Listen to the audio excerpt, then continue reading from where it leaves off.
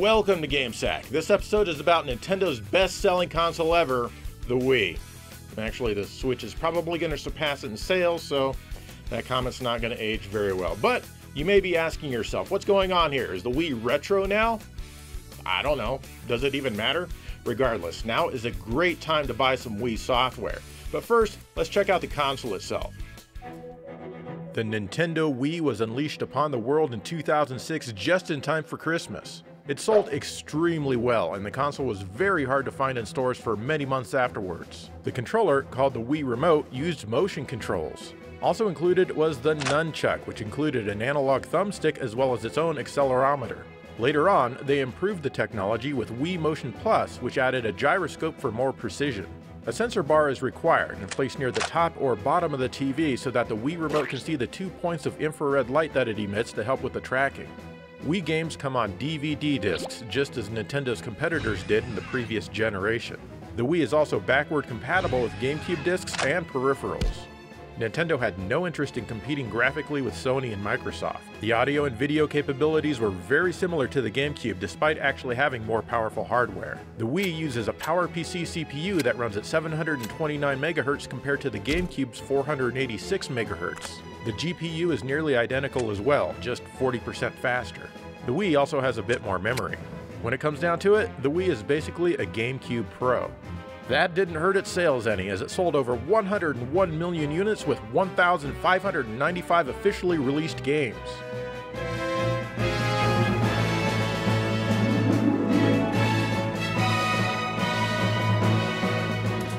While the console is based entirely around a motion control gimmick, you might be surprised to know that there are a lot of awesome games for the machine.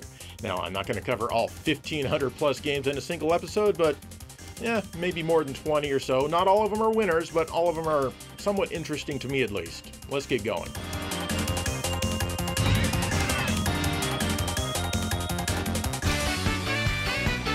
Let's start off with Super Monkey Ball Banana Blitz. This was a launch game for the console. As a big fan of the first 2 games, I just had to pick it up. This one uses motion controls as the sole method of input here. It doesn't allow an option to use a nunchuck or the GameCube controller or any other form of analog stick. You roll forward by tilting the Wii Remote forward and of course tilting it in any other way tilts the maze in that direction. Pretty simple. If you press A, you can jump, and quite a few stages are built around this feature. New to this series are boss fights, which I always thought were a dumb idea. Does every game really need boss fights? Oh well, these ones aren't too bad actually. In fact, they're almost kind of fun. I enjoy the colorful graphics, which are a big step up from the GameCube games in both style and detail. Some of the music is pretty good too. I've got to be honest though, for the longest time I hated this game simply because of the motion control nonsense. I mean, I just wanted to play with an analog stick like the GameCube games. What was wrong with how they controlled? Then, Super Monkey Ball Banana Blitz HD came out for the modern systems in 2019. This one actually lets you use an analog stick. You know what though? It's actually much, much worse. I don't know if this is just a crappy remake or what, it really wouldn't surprise me, but the HD version really made me appreciate the original Wii game's controls when I came back to it here for this episode. For example, I could not beat this boss at all on the Xbox HD game. I tried so many times and no matter what, I could not do it. I mean, it's only the second boss. On the Wii, he's a cinch, and it somehow feels more precise and easier to control. The motion controls here certainly aren't perfect, but the game is definitely designed for them. I think I might have some newfound enjoyment for this game.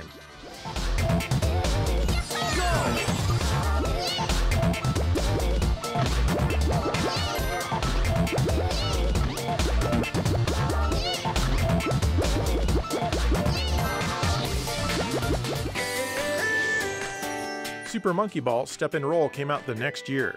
This one's main gimmick is that it works with the Wii balance board, which is why I skipped it.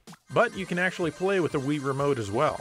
I never bothered with the balance board, so that's right, you're not going to be seeing a review of Wii Fit in this episode. Sorry.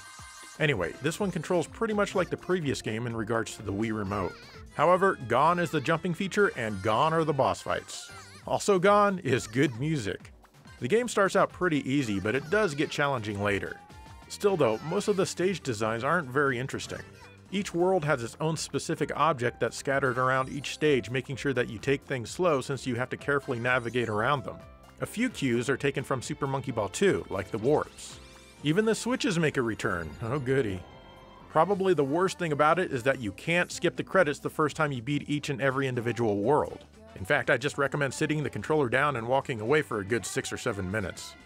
Overall, I'd say that this one isn't awful, but Banana Blitz is better.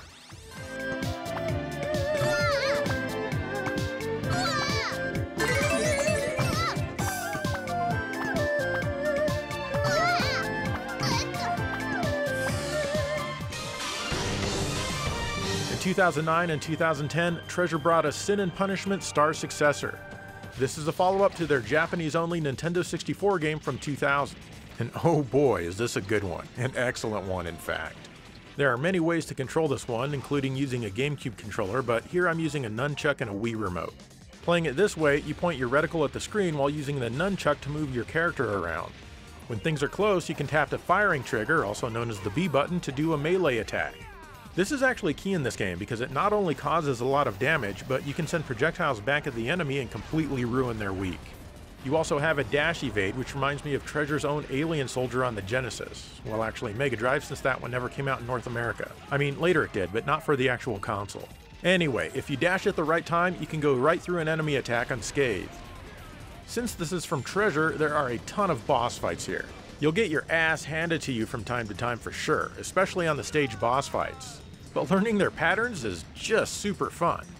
The visuals are great for this system, and the music and sound are both pretty intense. I really can't recommend this one enough. Sometimes you just want to destroy lots and lots of alien stuff. This is one of the more memorable titles for the Wii, at least for me.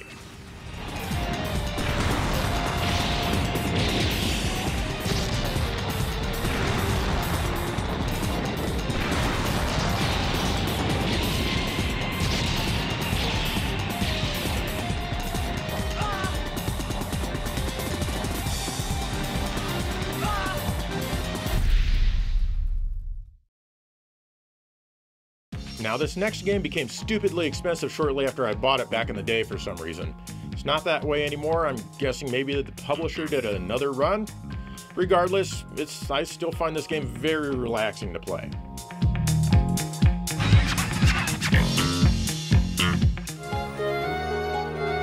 This is Kororimpa, I don't know, Marble Mania from Hudson and Konami. Your goal in this one is to tilt the Wii remote to move the marble around the stage, collect all of the orange crystals, and then move to the goal. It's similar to Super Monkey Ball and even Marble Madness, but different enough to stand on its own. The control is extremely responsive, so you're going to need a steady hand. The stage is able to rotate much more than Super Monkey Ball, so be careful. Probably the worst thing is that the stage doesn't rotate to your point of view, meaning that when the marble is rolling towards the screen, you can't see what's coming. This can sometimes result in some deaths. Fortunately, it's not a huge issue. This is one of the few games on the console that not only has no widescreen option, but no 480p option either. So 4x3 480i is all you get. Otherwise, this is a nice, relaxing game with lots of unlockables.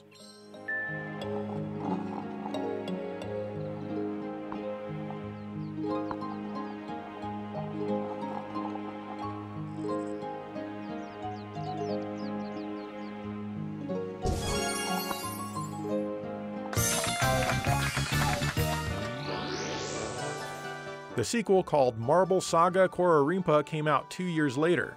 The premise of this one is exactly the same, just like you'd expect. They polished this one a bit more, adding a story involving an ant. He's also always on screen as you play. The game's textures have been updated, and now it's finally in 480p and also in widescreen. Not everything's perfect though. In fact, the graphics kind of look almost overexposed. They also added an option to use the Wii balance board. Unfortunately, the control is far less sensitive than the first game. It takes a lot longer for your marble to begin moving, and it seems to stop on a dime. It almost feels like the marble is coated with glue or maybe rubber cement. As a result, I find this one far less enjoyable to play than the first game.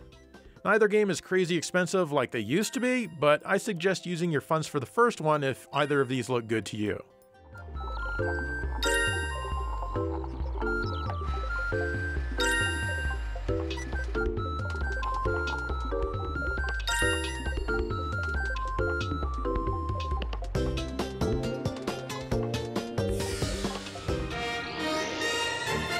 Super Mario Galaxy was the premier Mario game on the Wii.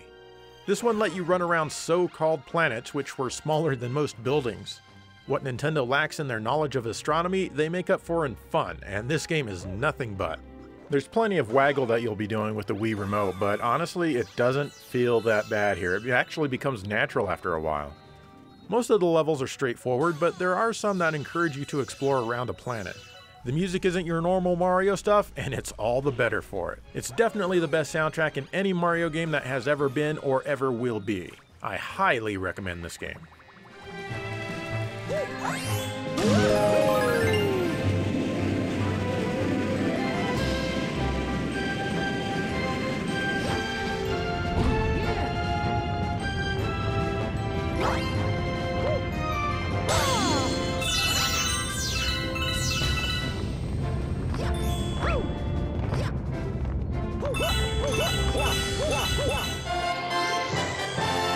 Super Mario Galaxy 2 also showed up on the Wii. It's basically more of the same, except the levels are presented in more of a traditional method which is in line with the normal Mario games. And by that I mean the hub world. I prefer the first Mario Galaxy, but this one is still very, very good. Unlike the first one, I don't think I was motivated to complete this one. I don't think I ever beat it. Maybe I did. My save files are long gone, so I can't tell you. The music is still really good though.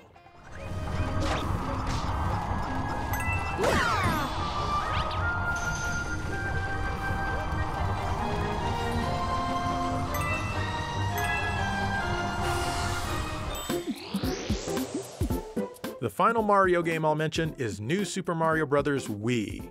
This is basically your regular run-of-the-mill Mario game, but it's pretty good. The music is back to being more aimed at kids, and the game is also in 2D. However, this one will let up to 4 people play at the same time, and I enjoyed this a ton back when it was released. I really like the fact that it's 2D, and it was great to see 2D games being widely accepted on modern consoles again. Playing it all these years later for this episode though, I find myself not getting into it as much. I'm not sure why. Doesn't mean it's a bad game though.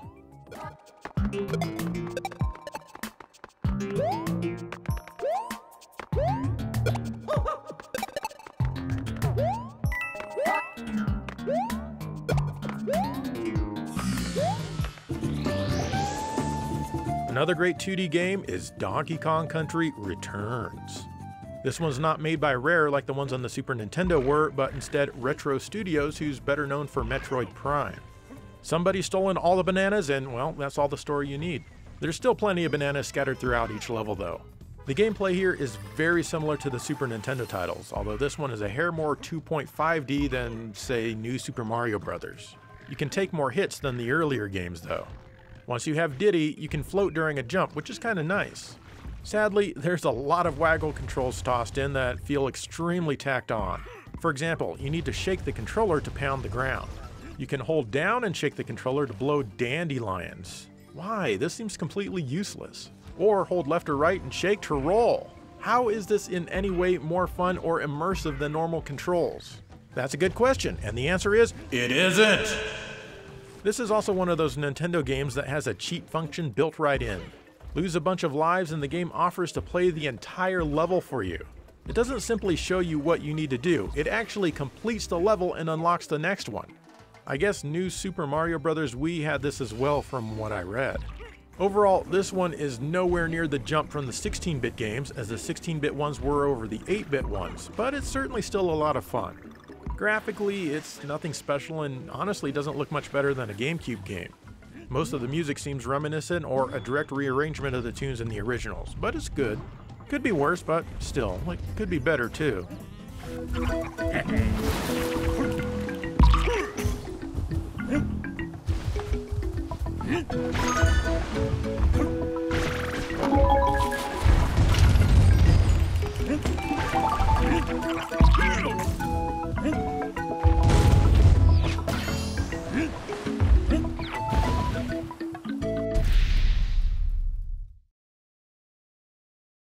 Okay, I feel this next game kind of goes without saying, but it really is the identity of the console when it comes down to it. Yeah, you know what game I'm talking about, and don't you pretend you didn't enjoy it!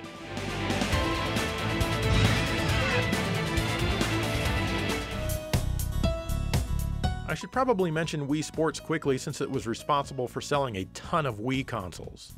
This game uses motion controls to let you play simplified versions of tennis, baseball, bowling, golf, and boxing. Tennis feels pretty natural, and I even kind of like it. The baseball game is extremely simplified as you only control the pitching and the swinging of the bat. Double. Golf is quite fun, and it works well. Boxing is the only game on here to use the nunchuck. I don't feel that this one is very responsive, but maybe I'm moving too fast for this simple motion control hardware from 2006. It really makes you want a proper punch-out game on the console. Bowling is the one that most people played the most, and is probably the best game on here. It's easy to get the hang of. Families loved Wii Sports, and even Grandma could play.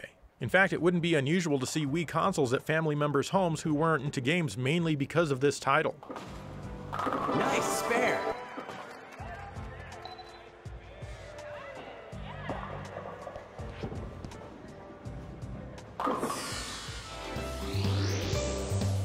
Wii Sports Resort came out 3 years later, and it requires a Wii Motion Plus capable controller. This one takes place on the same island as the Nintendo 64 and 3DS Pilot Wings games. It has a bunch more things you can do here as well, like sword fighting, which is tough because you can only control your swings and not your movement, but it's still fun. There's also wakeboarding, which is okay, I guess. Looks great. Nice. Throwing a frisbee to your dog can be more fun than it looks like, and it requires the extra finesse that the Motion Plus offers. Incredible. There's even bike racing here, where your arms basically control your legs. My favorite event by far is the archery. It uses the nunchuck, and it almost feels like you have a weightless bow that you're operating. This is one of those events where you just want to keep trying again and again. All of the old games from the original title are here as well, so your family won't have to worry about switching discs. Actually, boxing isn't on here, but no one cares. This game is worth it for the archery segment alone, in my opinion. 5.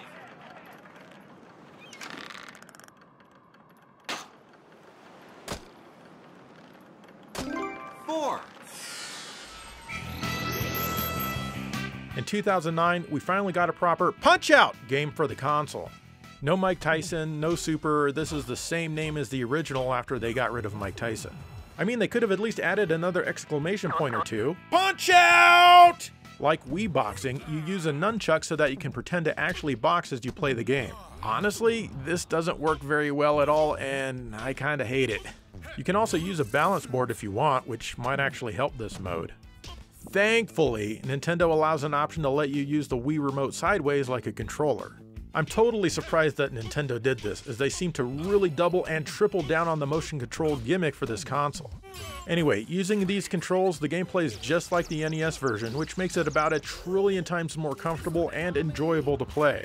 For some reason, Nintendo still requires you to point the Wii Remote at the screen to make selections instead of simply using the D-pad. I have no idea why they did that, but hey, it's Nintendo. Of course they didn't think to do that. Anyway, this game is incredibly fun, especially learning the patterns of each of your opponents. If you're good at the original, well, the same patterns pretty much apply here.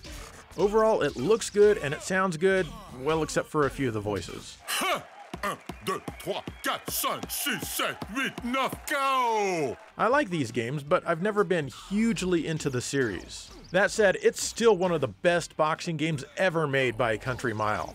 Because miles are longer in the country, I guess. I don't know.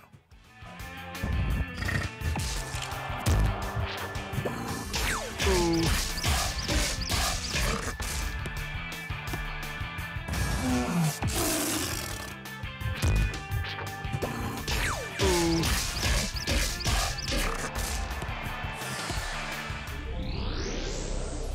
When Metroid Prime 1 and 2 came out on the GameCube, I wasn't interested as the move to first person wasn't appealing to me.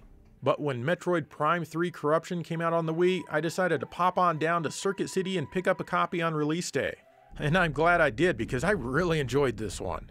The motion controls helped me get into the first-person view a lot more, and I was enthralled throughout the entire experience despite the slow start. This is a very atmospheric game, and it's a great Metroidvania. I know that term triggers some of you, which is why I enjoy saying it. The motion controls are fairly intuitive once you do each action once or twice. Even the nunchuck is used to grapple and pull things, and I always enjoyed doing this. The game also gives you a pretty good feeling of isolation a lot of the time. Beating this game made me more interested in the first two in the series, but it wasn't easy to get into with the GameCube controller. So when Nintendo double-dipped and brought out Metroid Prime Trilogy, it was a great opportunity for me to play the first two games with the Wii controls. As a plus, they were now in widescreen, which they weren't originally. I wholeheartedly recommend Metroid Prime 3 or Metroid Prime Trilogy.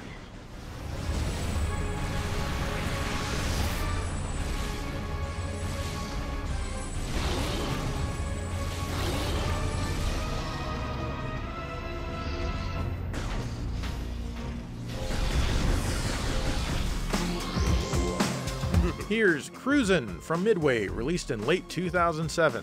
This is loosely based on Midway's Cruisin' series of racing games. This is an original game for the Wii and not a port of an arcade game. Wait, that's actually not true. There was an arcade game based on the Fast and the Furious movie franchise. They lost the license, so they changed the name to Cruisin'. Not Cruisin' USA or World or Universe or Galaxy or anything else, just Cruisin'. Anyway, this game is pretty arcadey. You can use the motion controls or the D-pad on the Wii remote. I prefer the D-pad, and it controls okay. It's certainly not bad enough to where you can't win. I like the destructible environments. Between rounds, you can choose how to upgrade your car, and it definitely helps. Overall, there are 12 different tracks to race on. The graphics are fairly simple, but they work. The music doesn't seem like it fits in a cruising game very much, but otherwise it's not obtrusive. Unfortunately, the sampled sounds like the voices and the car engine only come from the left speaker.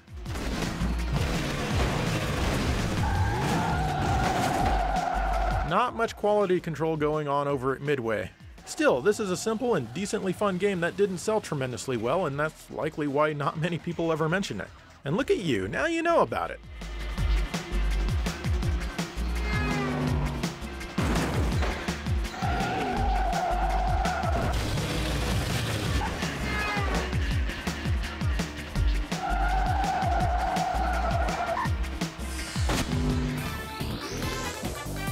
It'll surprise nobody on the planet that Mario Kart got its very own entry as Mario Kart Wii. This game uses motion controls, of course, and it came with a silly plastic steering wheel for the kids that you can put the Wii remote into. Playing with the motion controls is tough because, unlike a real kart, you have to hold the controller and/or steering wheel up using your own power for the entire race. It's certainly not heavy, but it doesn't let you relax as you play, especially after several races. If you can find a place to rest your elbows, that'll help a bit. Fortunately, the game can also be played with the other options for the system, like the GameCube controller. This makes playing the game much more enjoyable. You have karts and bikes in this one. It has some cool new tracks as well as some old tracks which are a prerequisite these days. I mean, it's obviously unreasonable to ask Nintendo to design too much new stuff. That would just be silly to expect that of them. That's okay though, the old tracks are still pretty fun. I usually prefer my racing without the battling and especially without the rubber banding, but if you enjoy relying more on luck than on skill, then this is good. It's fun to play and honestly hard to put down, just like most modern Mario Kart games. The graphics and music are typical for the series, nothing really much stands out here. The sound effects can be kind of annoying, but again, that's typical of the series. If you play with a Wii remote, a lot of very loud and scratchy sounds will be emitted from its tinny speaker whenever there's something dangerous behind you. And that's all the more reason to play with a GameCube controller. This is the second best-selling game on the console, but all in all, it's nothing more than a typical entry into the series, which means it's pretty damn good. It just doesn't stand out.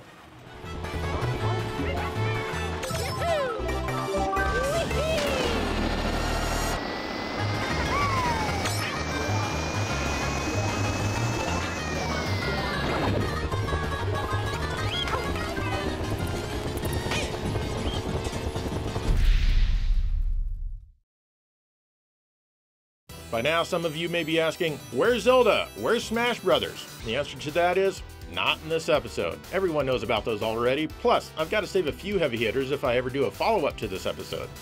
Instead, I'm going to waste your time talking about games that fewer of you have played, but should.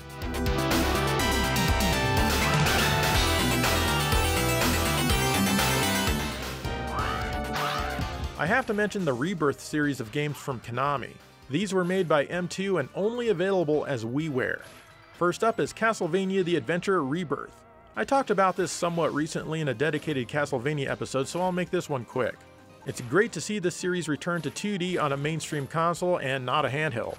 Basically, this is a reimagining of the first Game Boy title, but with a hybrid of 16-bit and 32-bit style graphics with lots of scaling and rotating sprites as well as transparency effects. No 16-bit home console could do this game, I'll tell you that. Everything about this one is fantastic. Be sure to set your console to 4x3 for the Rebirth games or they're gonna look a little bit blurry, unless you like that. I couldn't imagine not having this one in my collection, if you could call digital games a collection.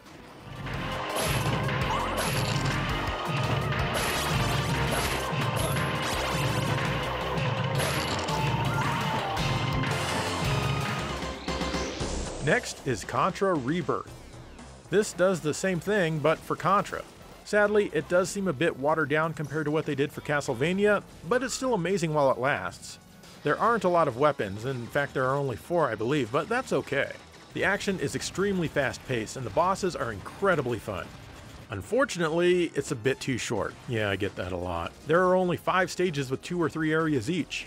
Maybe crank up the difficulty to make it last a little bit longer. You can unlock a tougher difficulty as well as more characters, so that's something to keep you playing. It's still absolutely worth owning.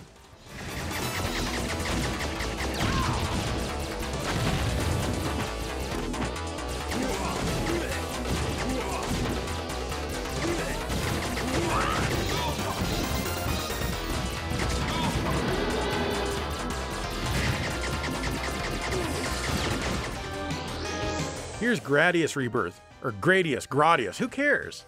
Anyway, this is probably my least favorite game in the Rebirth series. It plays and even looks like a basic Gradius game. There are some very minor special effects like scaling and rotation here and there though. And the bosses can be pretty cool. Gameplay wise, it can't touch Gradius Gaiden or Gradius 5, which are the only 2 games in the series I feel truly got it right, especially Part 5. For some reason, there's even slowdown in this one. I have to imagine that they did this on purpose. If a game actually needs slowdown added, well, it's poorly designed. This one won't be blurry if you keep your Wii in 16:9 mode. However, it will stretch and distort the screen like your grandma does because she doesn't understand why there's black bars on the sides of the screen. Silly grandma. Make no mistake though, this is a standard 4x3 game. Overall, this is the weakest in the Rebirth series and it doesn't feel like a lot of effort went into it. The soundtrack isn't even as good as the other games in the series, not even close.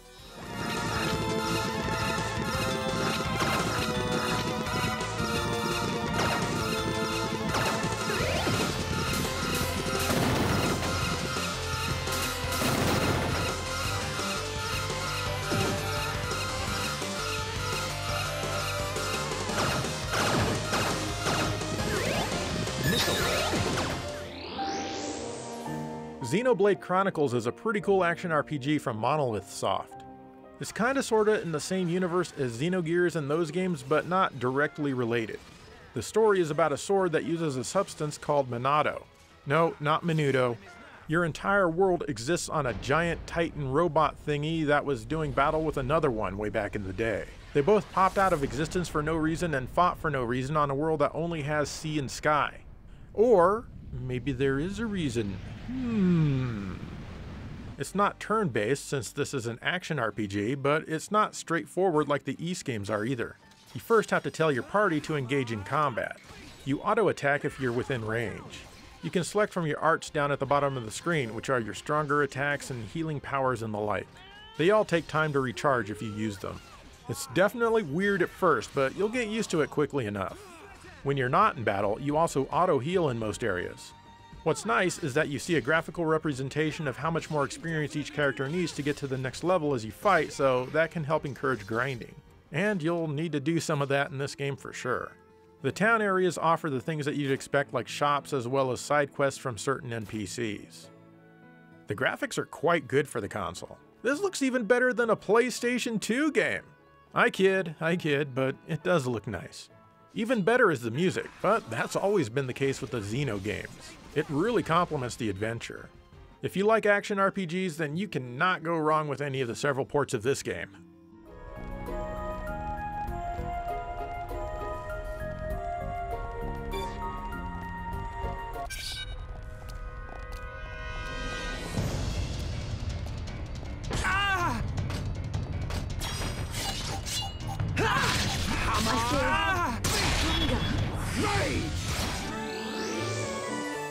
The Wii even got a remake of the original Klonoa game simply titled Klonoa. This comes 11 years after the first game was released on the PlayStation, and it features a fairly significant overhaul in the graphics. Wow, that's looking nice. The game still plays the same, mostly. It's a bit easier now as you have a larger health meter. Some of the stages have also been slightly redesigned. Anyway, you're a dude with big ears, at least I think they're ears, and you have a little orb friend that travels around with you. You grab enemies with the action button, and you can carry them around. They can be tossed to destroy other enemies, some obstacles, and eggs which can contain useful items like a key. You can also use them to double jump. If you're not carrying an enemy, Klonoa can only float down after a jump. The game is 2.5D and the stages twist and turn around like crazy. There are a bunch of doorways to go in and out of, and each stage, or vision as the game calls them, is pretty long. The good news is that they're not too long. They know right when to stop so it never feels like it's dragging on and on. This game felt pretty fresh back in the day, and it's still super fun, even now. The music seems to have been brought straight over, and that's fine because it was pretty good already, and the Wii itself can't do any better. That's not a knock at the console, it's just true. However, now you get English voices instead of the gibberish that the original game had. We finally made it to the top of Bell Hill! Overall, I really like this version, and I feel that you should play it, unless you don't wanna.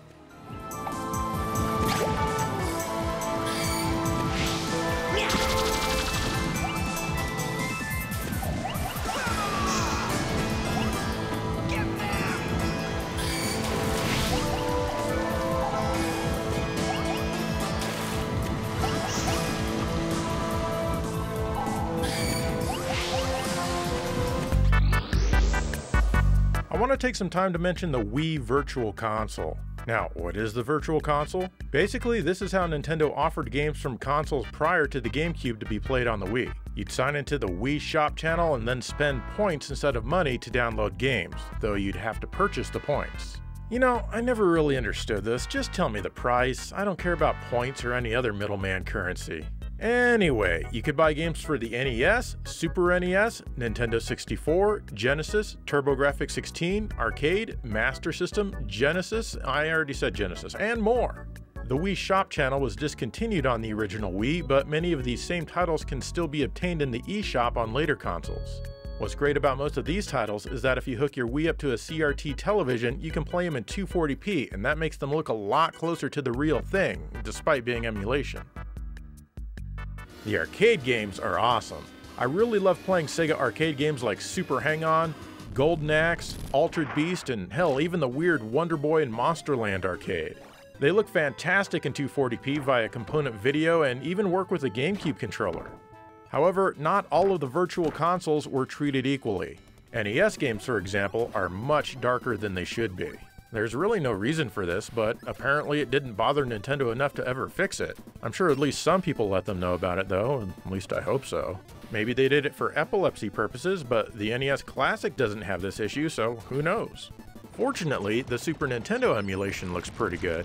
The Nintendo 64 also looks a bit dark, but not as bad as the NES. Some arcade games, like those from Namco, don't support 240p. Mappy here only runs in 480i no matter what, in addition to looking a bit dim. You go, Namco. The Master System looks slightly dark, as does the Genesis. It's really not too bad though. The Neo Geo, on the other hand, looks pretty darn good. The TurboGrafx-16 Virtual Console is where things kinda fall apart. Not only is it dark, but they have a blur filter slapped on top of it for quite literally no reason. They don't allow you to disable it, and it looks much worse than a real TurboGrafx-16 on a CRT, as you can imagine. The last few releases for the TurboGrafx-16 Virtual Console, like Ys Book 1 and 2, Gradius 2, and Castlevania Rondo of Blood, fixed this issue. I'm glad that someone listened. For me though, it's all about the arcades. It's great to be able to play them at all, but on a CRT and 240p? Sign me up! This is also a good reason to check out the Mister, by the way, but that's another episode.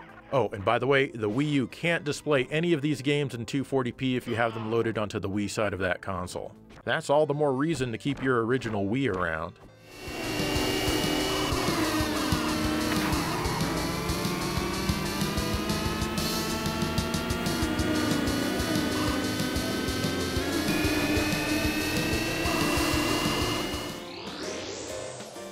Kirby even had a couple of games on the Wii, starting with Kirby's Epic Yarn.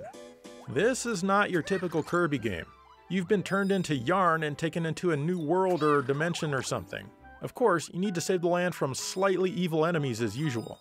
However, you can't suck up your enemies and take on their characteristics like you'd expect. Instead, you swing a yarn lasso as your attack.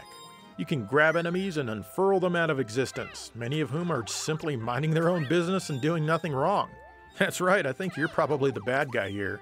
You can also transform into different things, like a car when you double tap a direction to run, or a little submarine when you're swimming underwater, or perhaps an umbrella if you hold the jump button to float down. Many of the stages have you transform into a specific thing to get through a big part of it, and it only adds to the fun that you were already having. Each of these things has its own method of control, some of them relying on motion controls. After you complete a stage, you get a thing that you use in the hub world which opens up the next stage. I like how they find ways to make the next stage accessible. The graphics are phenomenal, with tons of color and style. I love the texture and the design of everything too. It all moves so fluidly and with great physics. I also love how the world squishes down a little bit wherever Kirby steps. I do wonder how it would look with a bit of parallax scrolling though. The music is not your typical video game stuff, with most of it being light and breezy, but it absolutely fits. This one's designed more for the younger crowd, so it's definitely a bit easy, but it's still worth playing no matter how wrinkled your dusty old ass is.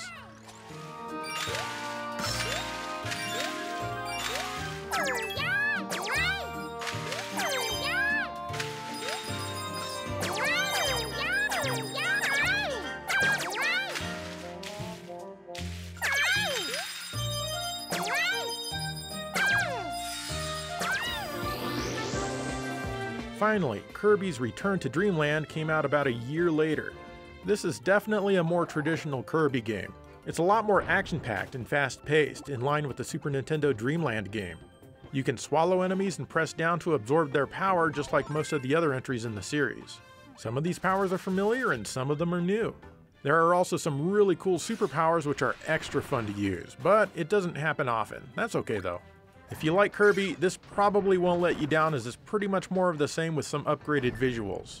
You have plenty of parallax scrolling now, and of course you're still treated to a very colorful world. The music is far more lively here than it was in Epic Yarn. Many of the sound effects seem like they were taken straight out of the Super Nintendo game.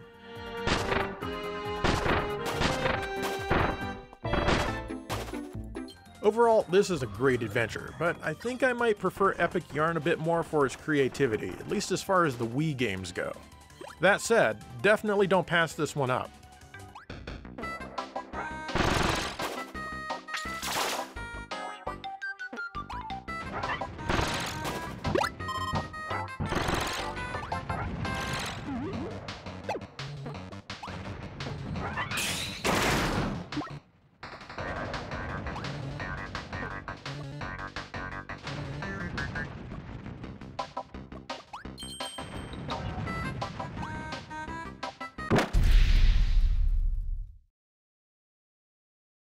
And there you go, that's the Nintendo Wii for you. I've got to be honest, I do not miss motion controls or waggle at all. Not one bit. I'm glad we were all able to make it through that gaming phase together and survive. It was kind of interesting though when it was new, at least for a short while. Anyway, what do you think of the Nintendo Wii? Love it? Hate it? Let me know. In the meantime, thank you for watching GameStack.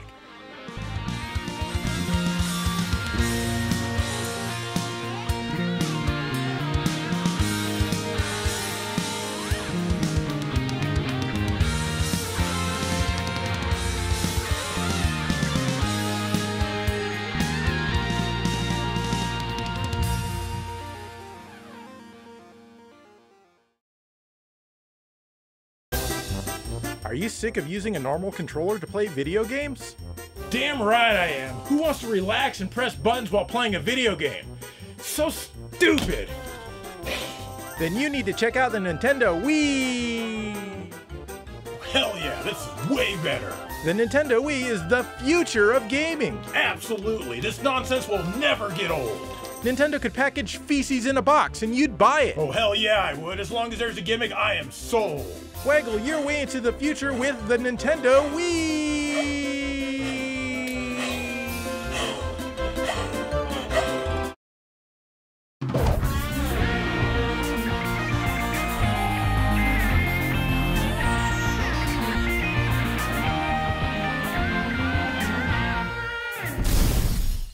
Hello and welcome to GameSack. The Taito Egret Mini 2 is now available, or will soon be in your area, so I figured we could check it out. Now, they sent this to me and it comes with some caveats. I can't show the box, I can't show the underside of the unit, and I can't show the underside of the controllers. Supposedly the reason is that the labels aren't quite correct yet. They look fine to me, but what do I know? Anyway, with that in mind, let's check out this unit. Here it is, the Taito Egret 2 Mini. There's 3 editions available, and I got the one with the blue joystick and buttons. It comes with an HDMI cable and a USB cable for power, but no power adapter. And be careful what power adapter you use, because some games and peripherals may ask for more power than it can supply, and the unit will shut off. Now you may be asking, just what in the blazing hell is an Egret? Well, it's what Taito calls their candy cabs in Japan, just like Sega calls theirs Astro City. Speaking of which, this unit is quite a bit larger than Sega's Astro City Mini, and so is the screen, clocking in at 5 inches. That's right, 5 inches is huge. The joystick is micro-switched, as are the 6 main buttons, and they all feel really nice. There's more travel in the joystick than there is in the Astro City Mini, but I really like it. Up top, you can slap on a cool piece of plastic and slide some artwork in there, but I didn't get anything to put inside. There are also 2 stereo speakers, which is cool. The sound quality of the built-in speakers is a bit tinny, mostly treble with a tiny bit of mid-range and no bass whatsoever.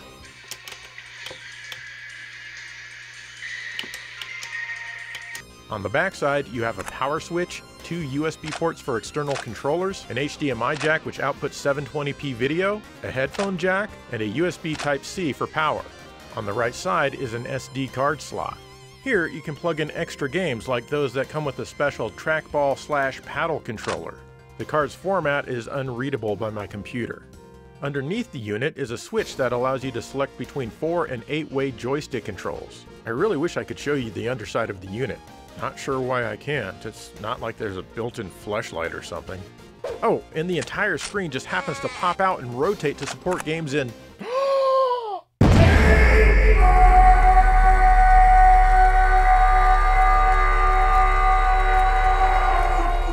Seriously, how cool is this? This is an awesome feature. The Astro City Mini should have done this instead of releasing 2 separate units. The quality of the screen itself is quite nice, especially on its brightest setting.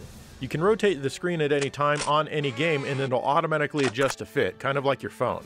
Before you launch each game, you'll get a little bit of information about it. The button layout, the position you'll want the 4 or 8-way switch in, as well as some adjustable options specific to that game. You can also begin a new game or continue from a save slot if you made one earlier. Speaking of the save slots, you have 3 of them and they work just like you'd expect. Pause the game, pick save, and choose a slot. You can load it from anywhere in the game and it all works very fast. As far as the options for the main unit go, the volume adjusts the level of the built-in speakers, but not the HDMI output. You have to quit the game and exit to the menu to adjust the volume. The default quality of the HDMI video is like this, soft with artwork surrounding it. If you turn HDMI wide on, it scales the image vertically and the borders are gray. Sadly, there are no options for perfectly black borders. That kinda sucks. You can turn the wallpaper on and off just as long as the HDMI wide is set to off. The HDMI turn allows you to play games in tape mode by turning your TV 90 degrees. The position of the screen on the unit itself won't affect this. Filter is the blur setting. This is backwards. If you want sharper pixels, you have to turn it on. HDMI wide set to off and filter set to on is the closest thing you're going to get to having an integer scaled image, and some games will have shimmering in the scrolling. If you set HDMI wide to on, then the horizontal shimmering may go away, but you'll get vertical shimmering. Either way, you're going to have a little bit of shimmering. That is, unless you set the filter to off. I've also noticed that the HDMI video can sometimes appear a bit dim or washed out. It's not full range according to my scopes, which is unfortunate. The darkest black should hit 0 and the brightest white should hit 100. The BGM settings allow you to choose from 3 different background tracks for the menu, with no option to turn it off. Demo settings allow you to adjust how much time the unit sits there before playing game demos. Language settings allow you to pick from a few different languages. Legal notices are, well, a bunch of legal notices and boring stuff like that. Staff credits are exactly that if you're curious who's behind everything here. And you can reset everything to default if you want. Playing the unit, the built-in joystick and buttons feel pretty good. They're small, so it does feel a bit less accurate than a real arcade, of course, but overall, they're good. The optional controller works, but it honestly doesn't feel very nice. In fact, the D-pad is crap. Fortunately, many other USB controllers work just fine, like the Sega Astro City Mini Control Pad. But using this, you'll still need to hit the button on the unit itself to bring up the menu. The special trackball/paddle controller is interesting. The trackball works well, even though it's pretty small. Unfortunately, the paddle has given me issues. At first, it barely even worked, and then it stopped working altogether. Even in MAME, the trackball would work, but the paddle wouldn't. Then suddenly it started working perfectly fine for no reason. So I do question the reliability of this particular controller. I really like it though, when it works. Once when I was playing the Egret 2, it crashed on me and then asked me to shut it down, but so far this has only happened once. Other than those glaring factors, this is a pretty cool tabletop device.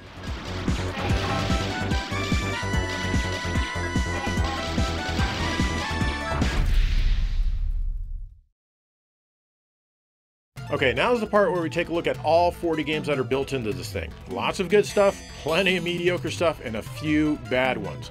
And we're going to be doing it alphabetically. Let's do this. First up is Adventure Canoe from 1982. Here you ride a canoe and you need to avoid obstacles. Naturally, your canoe can shoot animals on the land who are just minding their own business. You can also shoot humans, but those guys are tossing arrows at you. It's tough, but more fun than it looks. Next is Bubble Bobble from 1986. Taito loves their single-screen games, and this one has you transformed into a monster who shoots bubbles to trap enemies. Pop the bubbles once they have bad guys to clear the screen and move on to the next one. Not bad, but it's something that doesn't hold my attention for very long. Bubble Memories, the story of Bubble Bobble 3 came out in 1995. This is basically the first game with new graphics and sound, though honestly I don't think that the music is very good in this one. Bubble Symphony was released in 1994. This is basically Bubble Bobble 2. I think the graphics and sound here are better than Bubble Memories. It plays mostly the same, though sometimes you can choose your path, which adds a bit of replayability. Otherwise it's just more Bubble Bobble. Here's Kadash from 1989. This is a side-scrolling hack-and-slash RPG hybrid. Unfortunately, this is in Japanese despite my language settings. It doesn't matter much though. Slice up your enemies and level up along the way. Be sure to buy better armor as well as life potions at the shop. The controls in this one aren't the greatest, but the game is still unique. The bounce back when you get hit frustrates me, and it happens often, but otherwise it's pretty fun. Chack and Pop is from 1983. You need to rescue the hearts and exit the level while dropping bombs left or right. It moves more smoothly than the SG-1000 version, but it sucks just as bad. I really do hate it. Dun Kuga is a one-on-one fighting game from 1994. It was a previously unreleased update to Kaiser Knuckle, which is also on here. I like this one a lot. Choose from 10 different characters. The control is just like Street Fighter II with 6-button attacks. Each of the environments are destructible, which reveals more of the stage on both sides. This definitely adds to the game, as I want to see both of the hidden sides on each stage. I haven't figured out many special moves yet, so it can be a bit tough, but overall I'm really enjoying this one, and I recommend that you try it.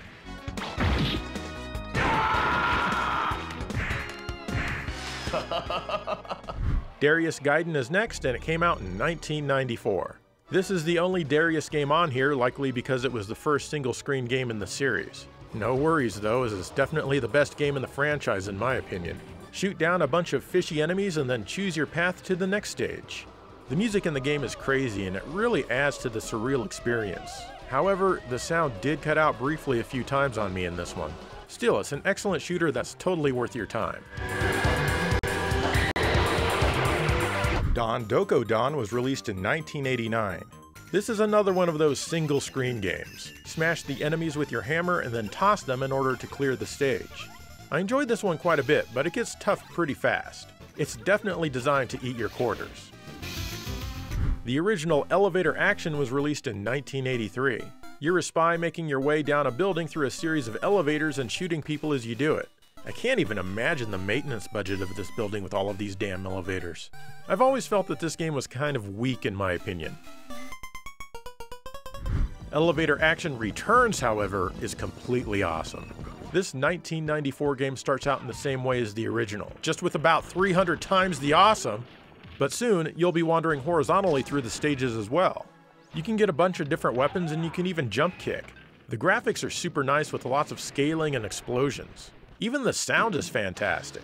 I can't recommend this one enough. One of the standout titles on this system for sure. Danger, danger, danger. The Fairyland story was released in 1983. This is another one of those single-screen games. Attack your enemy to turn them into a cupcake and then keep pressing attack to banish the cupcake out of existence to clear the stage. It's pretty basic and honestly didn't interest me very much. Gun Frontier came out in 1990. This is a shooter where your plane kind of looks like a gun. That's as good as it gets though, as the game itself is mediocre at best. It's really tough to see some of the enemy bullets. I mean, damn, look at that. The bombs look cool when you use them though.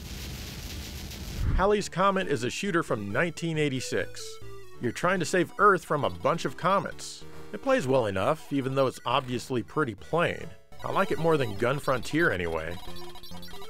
Hat Trick Hero is a soccer game from 1990. I thought hat trick was a hockey term, but I really know nothing about sports. Please, be sure to leave your comment below explaining what a hat trick is. I'm sure you'll be the first. Anyway, I like the presentation here with lots of scaling and general craziness. It doesn't play super smoothly, but honestly it's not too bad. I've certainly played worse soccer games.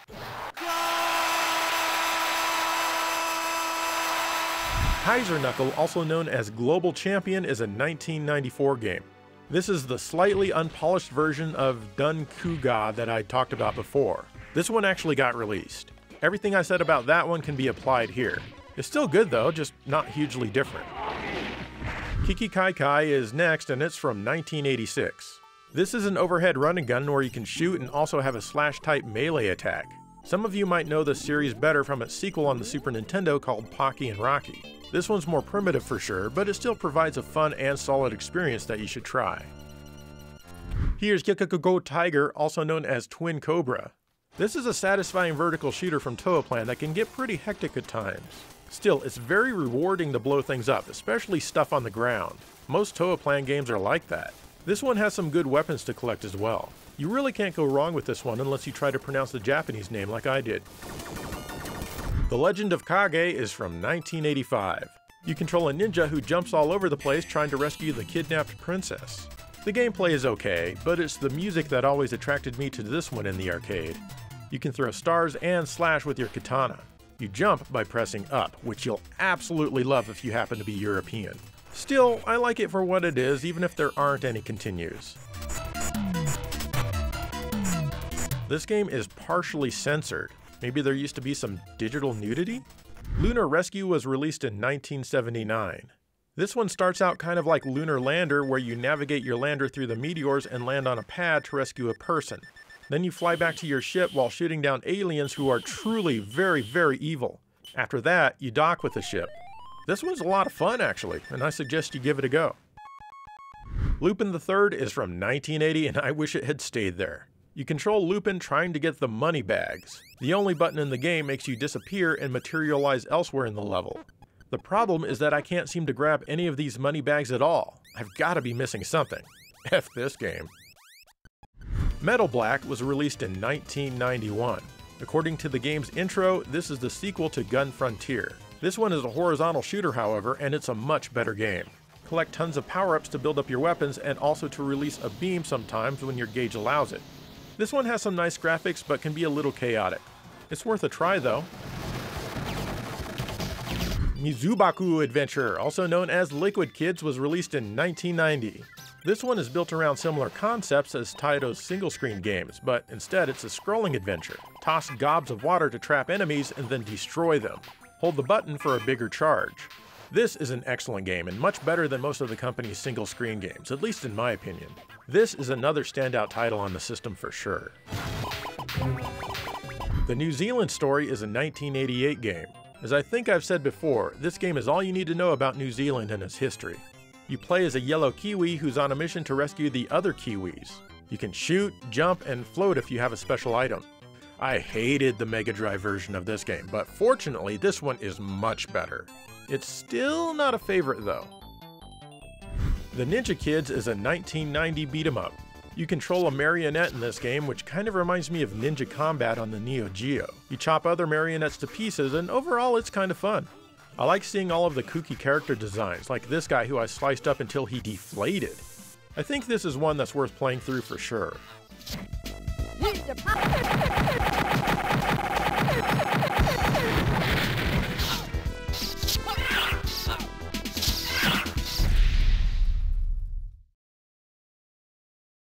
Alright, 15 more games to go. Well, actually 25, but 15 more built-in ones. Outer Zone is from 1984. Maneuver your tank thing around the isometric track to destroy various things which are pointed out on the map. The control is quite weird in this one, and I wasn't really enjoying being alive as I played it. Pirate Pete is a cool 1982 game. You start out by swinging from rope to rope across the deck of a ship. Then you take to the sea and stab a bunch of sharks directly in the face. Then you run through some caves and oops, I died. I started out not liking this one very much, but soon grew to really appreciate it. This is another good title on here. Here's Puzzle Bobble 2X from 1995, also known as Bust a Move Again. Aim your thingy thing to shoot colored balls to match the same color to get them to disappear. Games like this don't really do much for me, but if you like them, it's here for you. Kicks was released in 1981.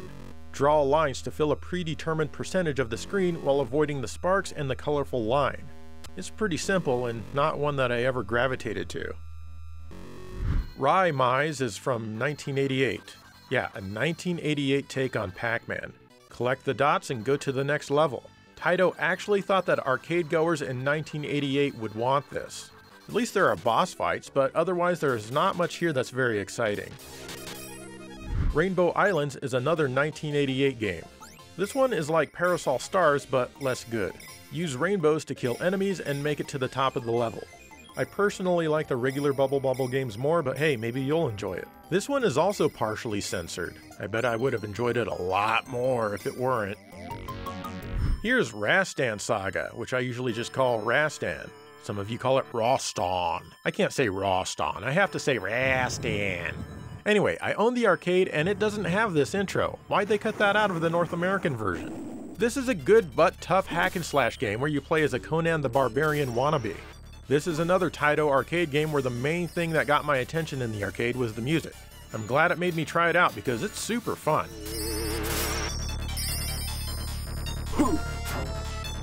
Ray Force is a shooter from 1994. This is a fantastic game and by far my favorite in the Ray Force series. You may also know it as Galactic Attack on the Saturn outside of Japan.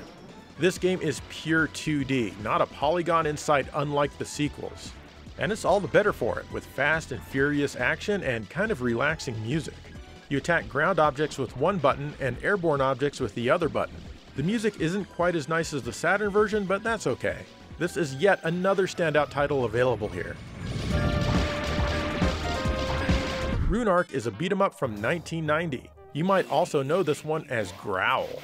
You play as an animal rights activist who goes around and frees animals. Sometimes they even help you attack the bad guys. This is so much better than the low-memory Genesis conversion. I'm always impressed by how many characters appear on screen at once.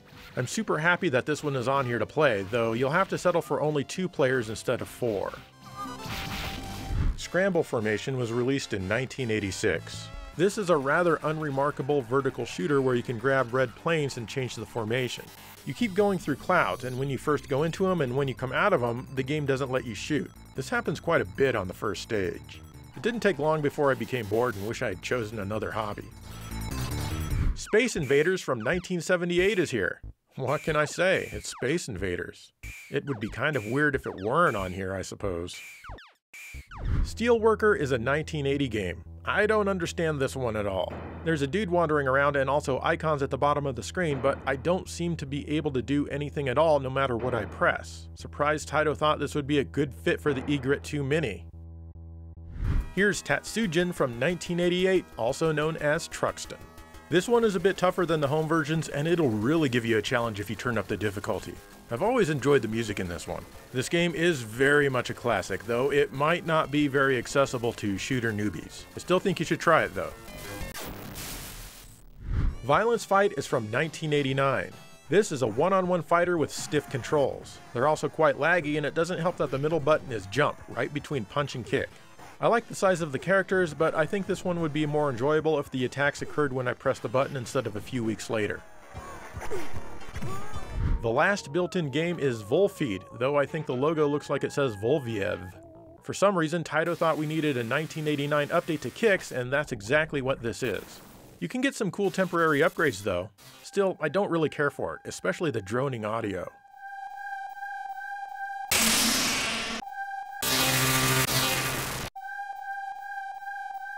Now let's take a look at the 10 games that come with a trackball paddle controller.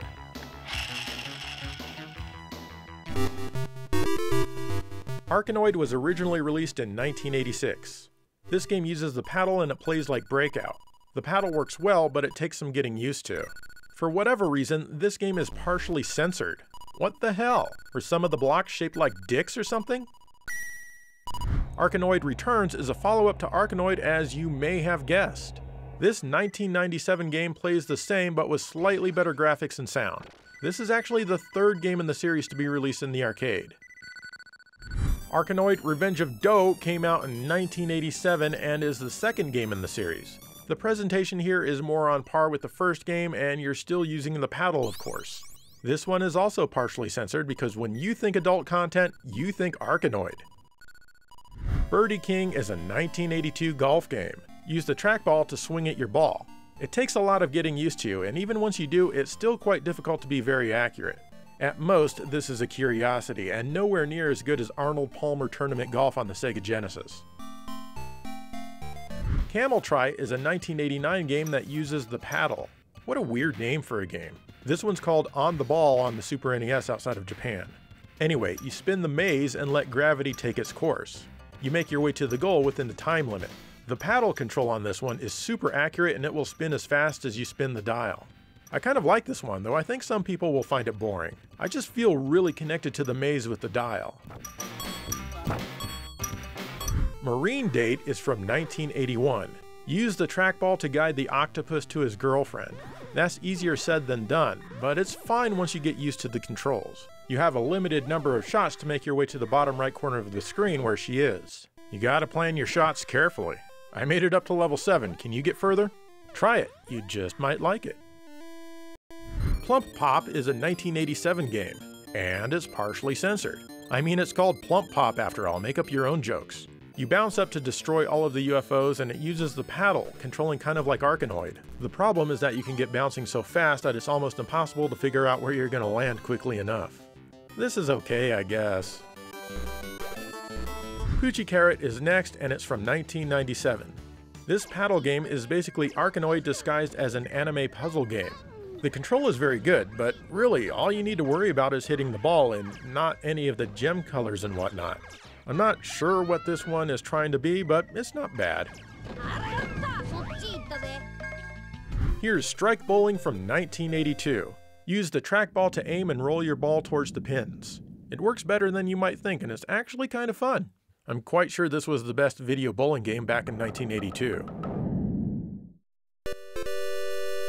Finally, we have Cyvalian from 1988. This strange game has you using the trackball to guide a rather large dragon around the stage. You can breathe fire, but once the gauge runs out, you'll need to wait for it to refill. There are even boss fights at the end. I really enjoyed this one for the most part. The only thing I don't care for is the stuttery scrolling as I spin the ball. It's gotta be kind of annoying for you viewers to watch since you're not the one spinning the ball. Otherwise, I like the high-res visuals and it's fun, even though it's rather weird.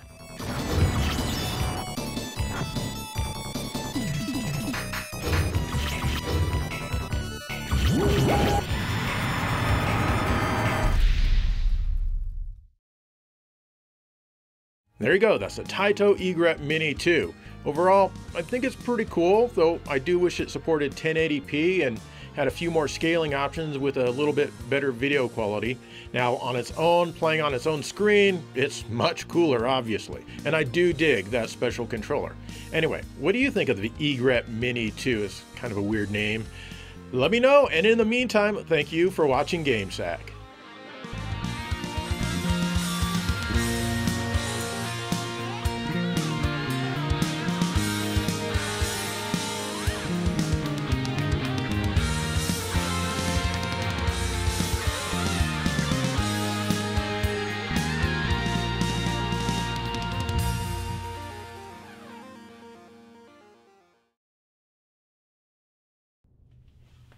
Finally! My bootleg edition of the Volfeed soundtrack showed up. Let's give it a listen.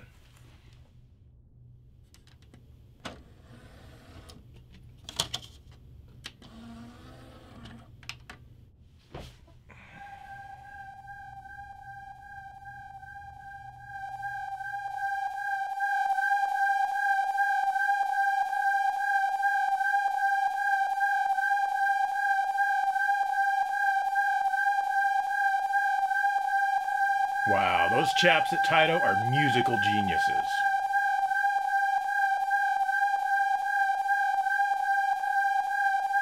I love it when I can't tell if I'm listening to video game music or maybe I should get out of my house and evacuate the city.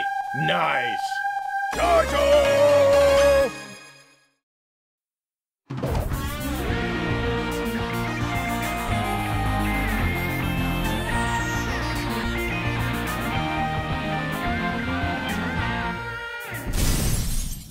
Hello and welcome to GameSack. A lot of you have been asking for an Xbox 360 episode, and well, here we are. I have to admit, I had a lot more fun making this one than I thought I would.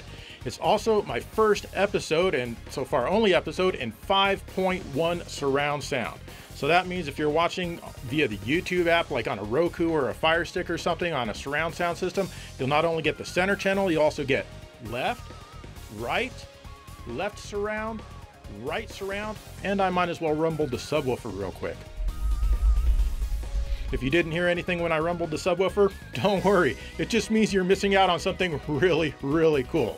Anyway, let's take a quick look at the Xbox 360 console itself.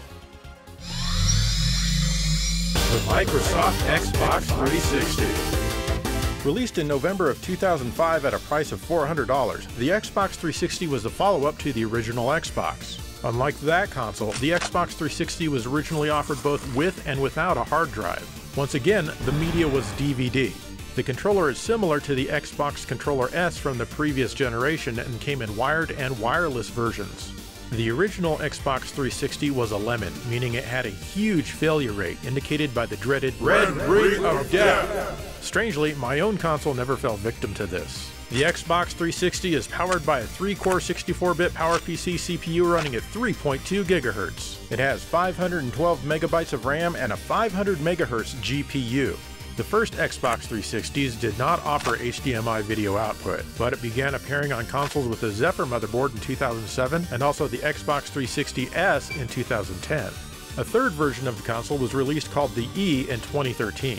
The Xbox 360 came in third behind the PlayStation 3 and the Nintendo Wii in overall sales, but still sold a respectable 84 million units with over 2,100 physical and digital games released.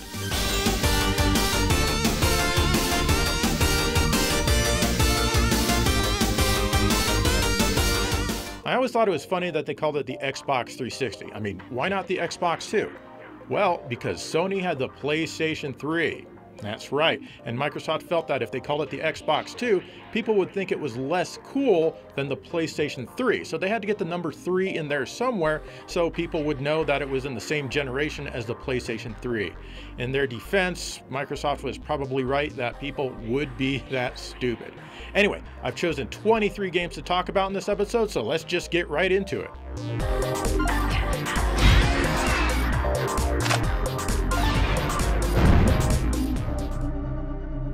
Here's Gears of War from Epic Games and Microsoft. It came out in 2006. I figured I'd mention this one because it was a really big deal when it initially came out. It's a rather gritty third-person shooter that relies extensively on a cover system. We hadn't seen a whole lot like this when it was new, so it was intense. Coming back to it today though, yikes. I mean, it plays okay, but man is it choppy. But come on, we didn't know any better back in 2006. You move with the left stick and aim with the right stick, and even back then I felt that the aiming was a little bit too floaty for its own good. Turning down the aim sensitivity and turning off the vibration seems to help a bit, but it's still not as good as later games would be. Besides the choppiness, this game helped set new trends in video game visuals, that trend being a lack of color. Besides that, there's really not much special about the visuals. The sound, however, is excellent. All the channels are active if you play in surround sound. I remember one part where you need to be really quiet because a giant monster was behind you and you could hear it in the surround speakers. You had to be really quiet or it'd come and get you. I wish I was able to make it there when I was capturing footage today. Anyway, this game is good, but it gets super repetitive quite fast, so I never bothered with the sequels. This one was remade on the Xbox One, and that version looks and performs much better. Someone get on that troika!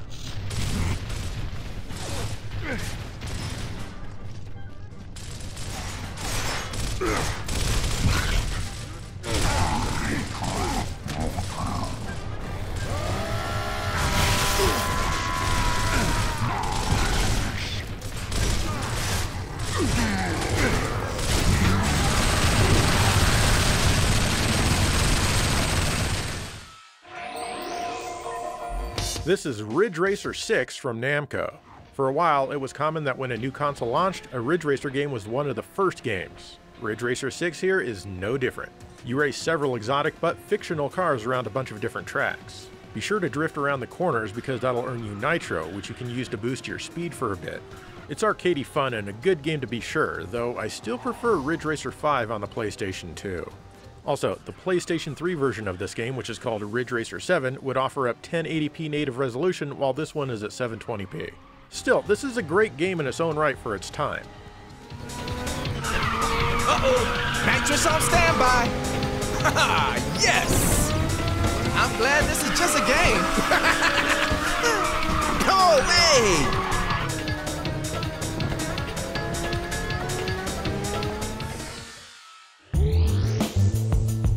I always liked Test Drive Unlimited from Atari. This is an open world game where you drive around Hawaii. I know what you're thinking, and that's probably, oh, gross.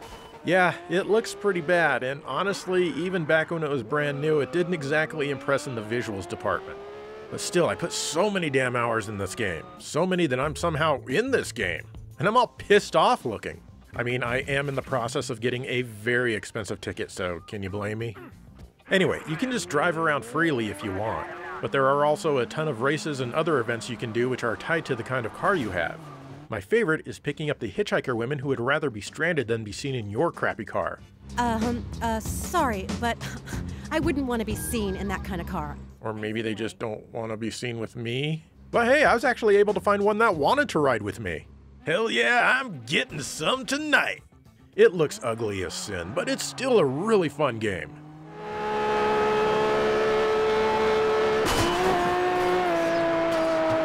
Dispatch 11 to all Adam units. Be on the lookout for a Lamborghini. Driver has priors for traffic offenses.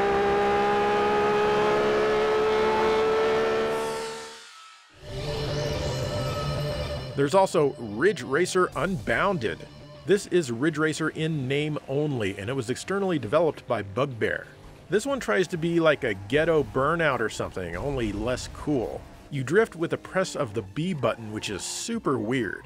I often found it easy to overdrift and ended up facing the wrong way. Fortunately, since this is not a real Ridge Racer game, you don't need to worry about drifting as much here.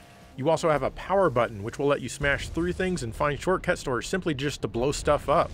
I like the destructible environments, and the visuals can be pretty nice too.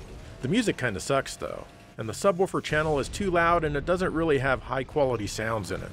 Still, this is good if you can find it super cheap.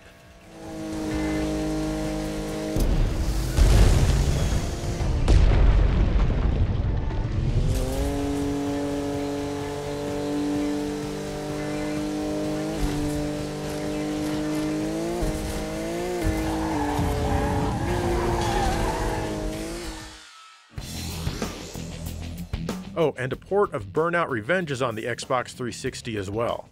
It's a slightly upgraded port of the original Xbox game, but it's worth having if you don't own the original. The graphics are a bit cleaner, the sound quality is still amazing, and the gameplay is still incredibly fun. Unfortunately, the load times are a bit longer in this version. Anyway, I just wanted to mention this one here. Burnout Paradise is also on the console.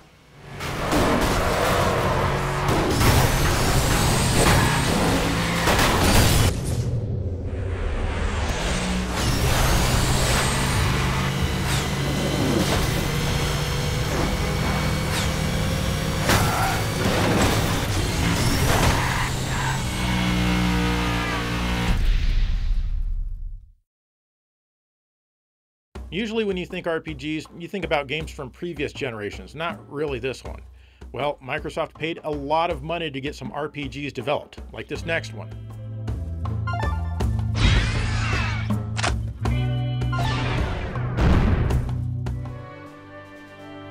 This is Lost Odyssey from Mistwalker and Microsoft, and it was first released in Japan in late 2007 and in early 2008 everywhere else. This is an RPG, specifically a JRPG, just in case you need that part clarified. This game, which spans 4 discs, starts with no story or dialogue at all, just a scene of a battle and then suddenly you're given control. I like that. This is a turn-based RPG where you choose which enemy to attack or which part of a bigger enemy to attack. Soon, you'll start getting rings which can enhance your abilities during battle. At first, I was a little confused at how these worked, but I quickly figured it out. Basically, you hold the R trigger as the outer ring closes in. You then release it when they match. The better you do, the more effective the ring you're wearing will be, such as strengthening that particular attack. This is okay, I guess, but I don't feel that it really adds much to the gameplay. It doesn't hurt it either, it's just kind of there. The battles are random and can happen at almost any time when you're not in a city. Anyway, you're Kaim, who is an immortal. You're soon paired up with another immortal and the stereotypical JRPG annoying guy to go investigate the Grand Staff. Your world is powered by magic and there are shenanigans going on. Yes, you and your partner are both immortal, but somehow you can still die and you both need to be healed and stuff, but we'll just ignore that little technicality. You don't gain skills when you level up, but any mortals in your party will.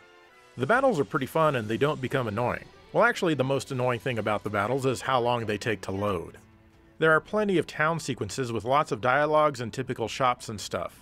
Sometimes you're not quite sure where to go, but often if you stop back at the inn where you're staying, they'll tell you.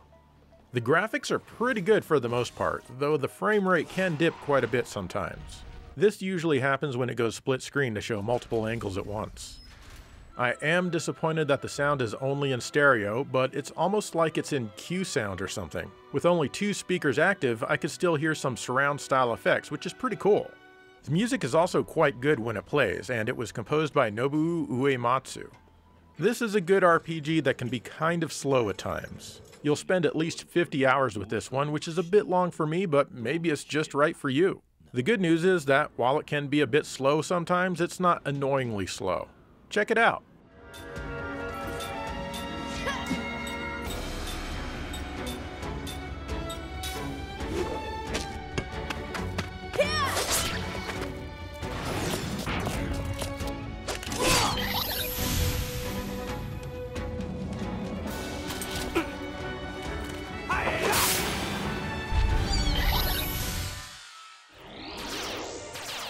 The Xbox 360 has a lot of shooters, especially if you're into imports. I only have a few, like Otomedius Excellent here from Konami. This one's heavily inspired by Gradius, only cutesy-fied, but not really in a good way like the Paradius series. I kinda bought into the hype before it came out, and I bought it, and I don't really know what I was expecting, but I just can't get into it. The graphics are super basic and cheap. In fact, they make me a bit depressed in their overall basicness, if that's a word. The sound is strictly in stereo and the music is entirely unremarkable. Your character is quite large and easy to hit, and it really does bring the gameplay down. Bottom line, I don't know why I have this game. Maybe if I were obsessed with Japanese culture, I'd enjoy it more.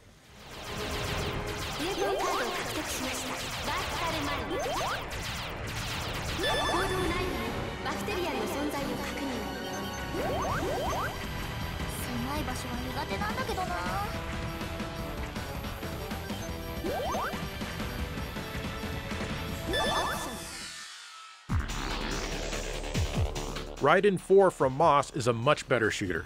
This is a vertical shooter that takes place in the middle of your 16:9 screen. This game is quite fun. It plays like any of the main Raiden games. Collect shot and missile power-ups which cycle before you collect them so you can upgrade however you want from the 3 different weapons. You also have a bomb blast at your disposal. The visuals here are good for what they are, and I feel much better about them than the visuals in Otomedius Excellent. The sound is once again stereo only, but the good news is that this game has excellent music. This one is really fun. I highly recommend it.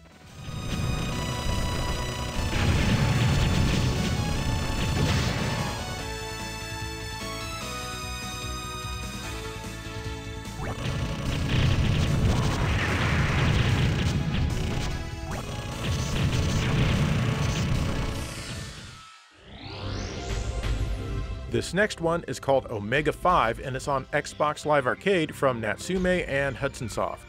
This one controls like a twin-stick shooter, and its style kind of reminds me of Forgotten Worlds, or maybe Scat on the NES. Definitely more Forgotten Worlds though. This one takes a while to get used to, but once you do, it can be pretty fun. There's 3 different weapons you can collect and power up. In addition to your main weapon, you also have a grapple chain thingy which can affix itself to enemies to continually damage them for a bit. You also have a few screen-clearing bombs. In addition, you can press the bumpers for what the game calls a dimensional move in order to avoid enemy attacks, but I always forget to use it. There's just so much to pay attention to with this game. The graphics start out maybe a tad plain, but they get better. Actually, I'm amazed how good everything looks and sounds, being that the entire game only takes up a bit over 40 megabytes. That's right, it can easily fit on a memory card. The music is great, and it helps convince you that it's worth trying just one more time. Also, I like that the main girl character's name is Booby. Booby. This one's tough, and it has to be, as it doesn't have very many stages, but it's definitely worth trying. This game is compatible with future Xboxes, so there's really no reason not to play it.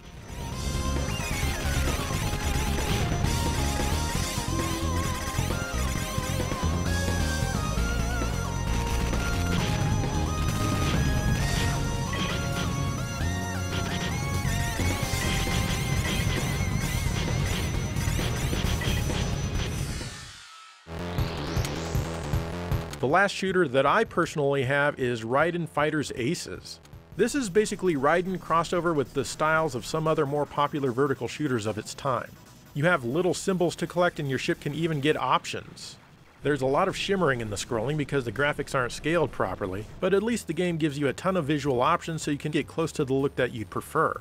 The music is a mixed bag, but that's about as polite as I can be. Still, it's a fun game that will kick your ass, and trust me, you'll keep coming back for more. Again, there are a ton more shooters available for the console if you go the import route.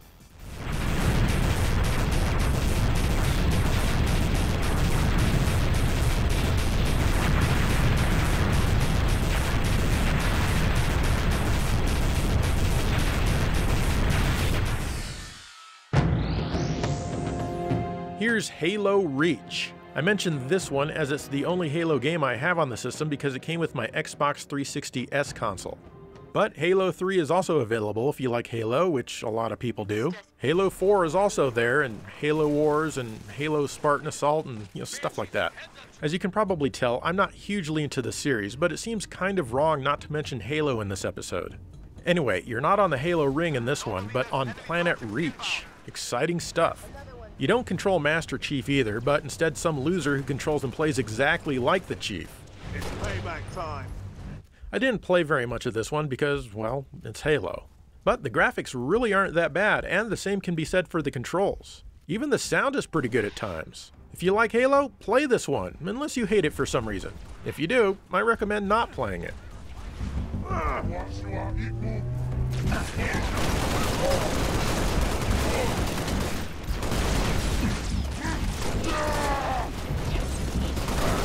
Keep firing. That's why they pay us a big bucks. Keep pouring it on, Spartan.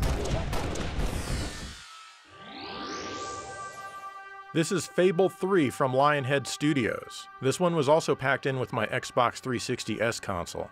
This is an RPG, a Western RPG. You play as a prince who's trying to gain followers so he can overthrow his evil brother who's currently the king. The game is full of choices to make, and they have an effect on how people treat you and how the game proceeds. There are no wrong answers, and it does add replayability if you'd fancy going through an RPG again a completely different way. The battles are handled like an action RPG, with you directly controlling them. You can use your melee weapon to slice and dice enemies, or you can use your magic to fry them if you prefer.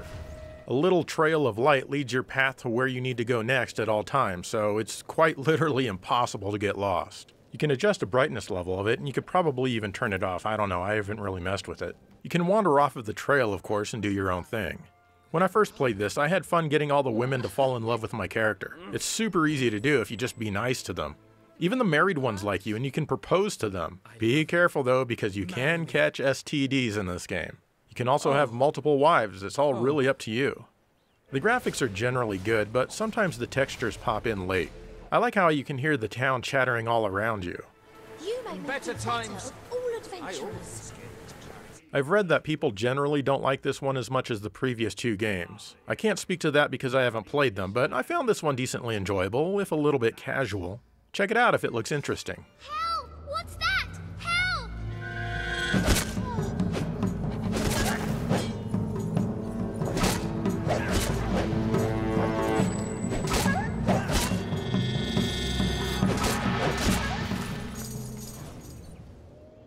Hooray!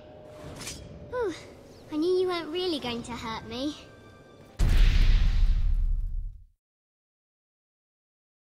Of course, there were fighting games available as well. Not that you think there would be with the quality of that controller and all.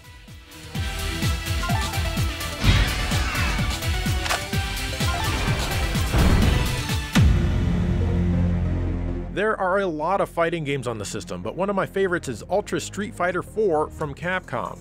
This is the final form of Street Fighter 4 after all of its upgrades, add-ons, and whatnot.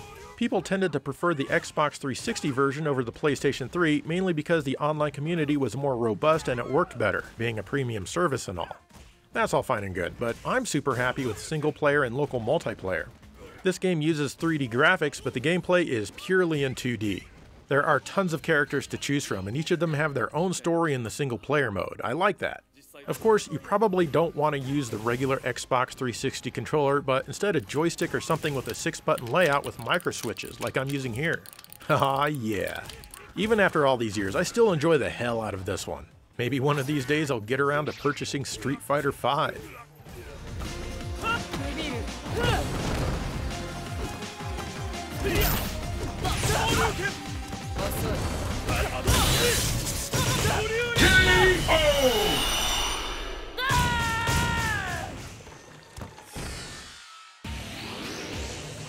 Dead or Alive 4 from Tecmo is another good one-on-one fighting game. This came out only a month after the console launched, and it's exclusive to the platform. Creator Tomonobu Itagaki is a huge Xbox fanboy, so that comes as no surprise.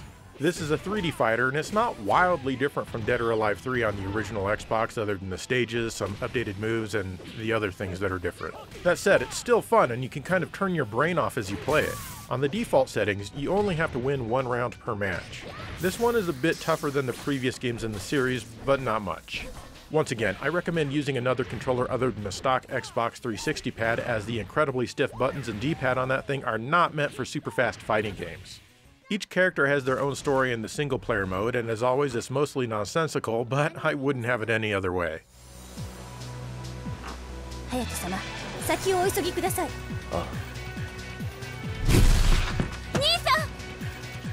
The graphics are incredible, and it might be one of the highest resolution games on the platform. I can't be 100% sure, but it looks like it's running close to 1080p. The sound and music are also typical of the series, but no Aerosmith song this time out. Give this a go if you have a good fighting game controller for the system. Ready? Fight!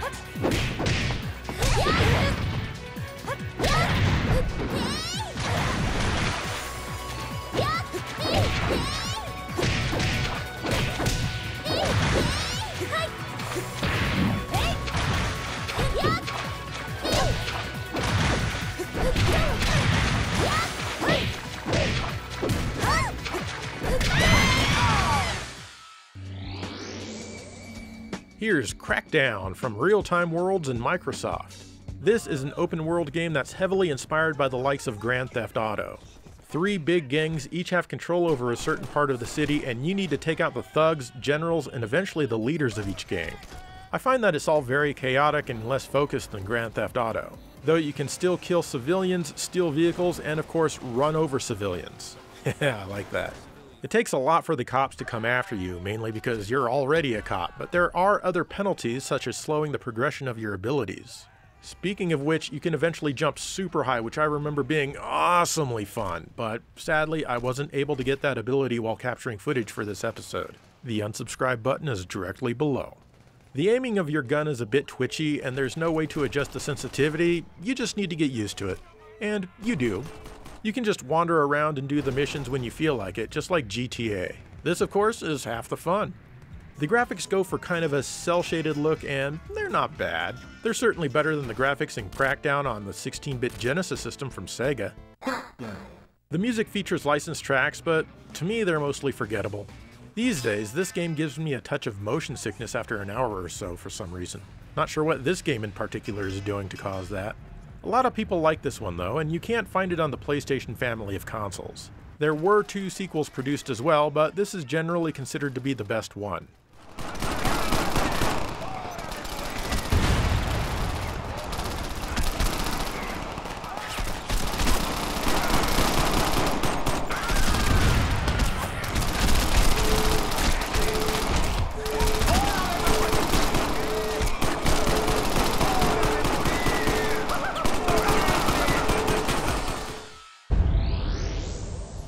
Alan Wake was originally released in 2010 from Remedy Entertainment and published by Microsoft.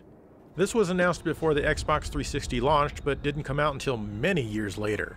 It was worth the wait in my opinion, as it was a really fun third-person survival horror game. You play as Alan Wake, a writer who's struggling with writer's block. He and his wife are on vacation and weird things are happening. At first, Alan thinks he might be dreaming. Basically, the enemy are called the Taken, and they're surrounded by shadows. In order to defeat them, you need to shine your flashlight on them and burn the darkness away. After that, you can shoot them dead. Of course, you need to not only keep finding ammo for your guns, but also batteries for your flashlight. You are dead if you can't shine it on your enemies. The game also has sequences that take place during the day, which don't involve being actively stalked by the Taken. The game is presented in an episodic fashion like a TV show, and it's narrated by Alan himself as he goes about his adventure. The gas station was closer now, its light welcoming in the darkness. The visuals are very well done and usually keep a good frame rate. The world is often dark, unsurprisingly, but there are gleaming lights and splashes of color here and there. The sound design is just as amazing, especially when big bad events happen. This is bad.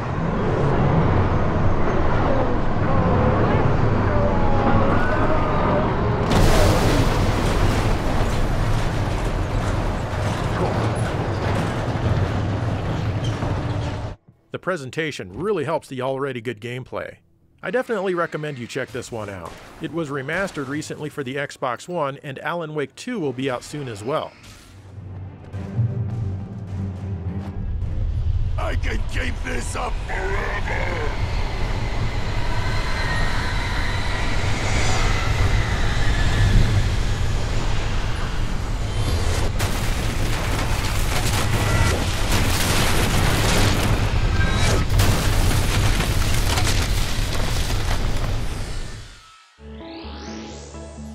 The Xbox 360 was the first console Forza Horizon showed up on, and it arrived in 2012.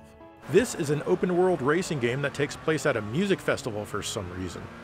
There are plenty of events to compete in so that you can unlock more events and ultimately be the most popular person at the festival. If you've played any of the other games in the series, the DNA is all here in this first title. For example, you've got the all-seeing radio buddies talking to you, and they know exactly what you do whenever you do it immediately. That's what I was talking about. Show me your skills. How? One thing that's different about this game compared to, say, Forza Horizon 3, 4, and 5 is that you can't drive off-road anywhere near as much. Most of the roads are bordered, so you can't just cruise through the landscape willy-nilly. This definitely makes the game less fun and more restrictive, but the power of the DVD medium has its limitations. Still, there are a few small areas here and there that you can roam around on. The graphics here are pretty good for their time, but they don't quite look as good as Forza Horizon 5 on the Xbox Series X if you look super closely. No, closer than that. The sound would also be improved in later games with better use of the surrounds and the subwoofer. Still, not a bad start to the series.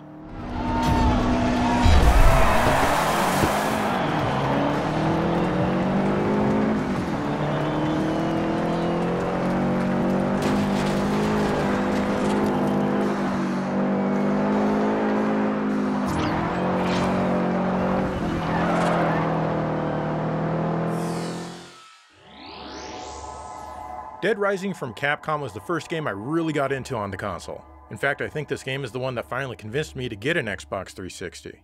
Like Forza Horizon, which I just talked about, this game also takes place in Colorado. And hey, I'm from Colorado, so that makes it extra neat. You're Frank West, a journalist armed with a camera and unlimited film. The town has been taken over by zombies, and a helicopter drops you off at the shopping mall. You have 72 hours to find out what's going on before the helicopter comes back and picks you up. During your time here, you can take pictures to earn experience points. You'll also have to deal with lots and lots of zombies in what is probably one of the largest shopping malls in the entire world, certainly in Colorado. You can kill zombies in many creative ways, using only what's lying around. Trust me, this is half of the fun right here, and trust me, you can trust a guy that says trust me. It won't be long until you've killed more than half of the town's population. Even if you die, you can save your experience and upgrades, but you have to start the 72 hours from the beginning each time. Even so, it's incredibly fun.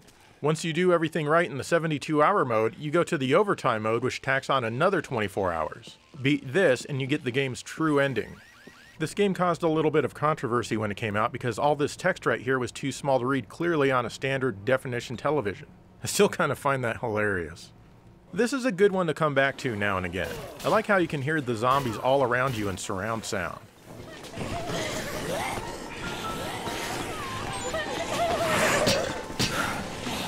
There are even boss fights because of course there are. You don't have to do them, you can kind of just do anything you want, but again, you can go through the game as many times as you want in order to do it all. There are HD versions of this one on other platforms now if you're interested.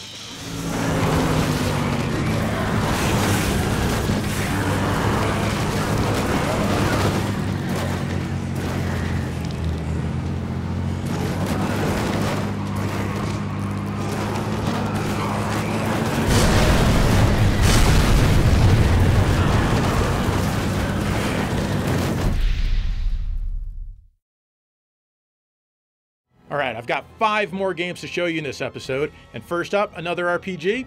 Actually, yes.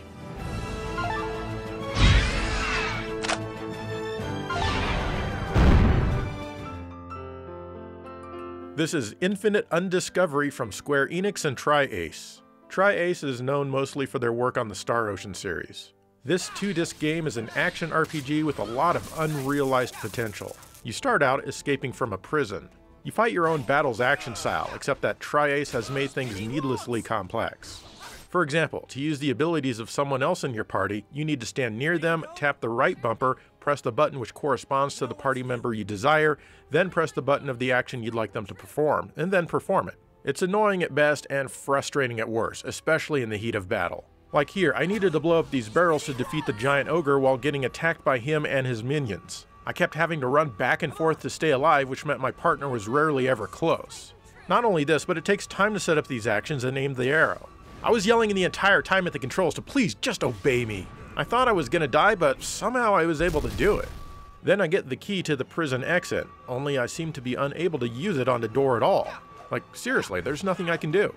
It turns out that you have to manually put your sword away before you can do anything. So dumb.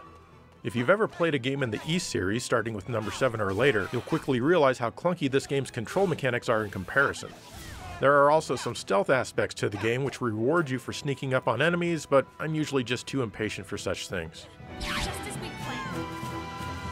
The visuals on the whole are extremely well done, with lots of detail in the character models. The music is by the prolific Motoi Sakuraba, and it's his usual stuff, which is adequate. Get down! Overall, I feel that this game tries to be more complex than it needs to be, and as a result, it's not very fluid. But like I said though, it has lots of promise. In fact, you might get some enjoyment out of it if you can look past its rough edges. Yeah! Yeah! Hey! Ah! Yeah! Hey! Yeah!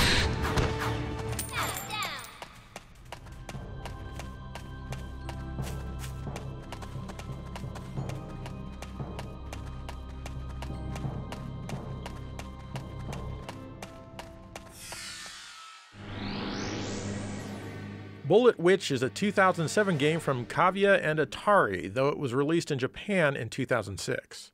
This is a third-person shooter where you play as a witch in the future year of 2013, which of course is post-apocalyptic. This one gets a bad rep, but honestly, it's not as horrible as you may think. It gives a really bad first impression with terribly choppy and rather ugly visuals. But if you can just stick with it for a bit, you might find yourself enjoying yourself. You have a giant gun with unlimited ammo, though it will need to be slowly reloaded once your clips run out. You also have magic which you can cycle through with the left and right bumpers. These can do things like push objects away, put up a barricade wall, heal people, or even bring down lightning to destroy tanks and other things. You have a life meter and a magic meter, and both will slowly recharge as long as you're not using magic or getting attacked. There are often barricades that you'll have to bring down by shooting these floating brain guys. The environments are huge, and probably the worst thing about this game is that there's no map or nothing to tell you where you should go. You don't exactly move fast, so going from place to place in this giant world can sometimes be excruciatingly slow. You get there only to find that's not where you need to go, so guess who gets to run all the way back and look for a different way? Seriously, a map with points of interest on it would greatly improve this game. At least you can upgrade weapons and abilities in the shop between stages. Also, the sound isn't half bad. It looks like the shield is down. Let's keep moving. The graphics are often dark, which can make enemies rather tough to see sometimes until they start shooting at you. Still, if you can get past the slow parts, I think this can be enjoyable.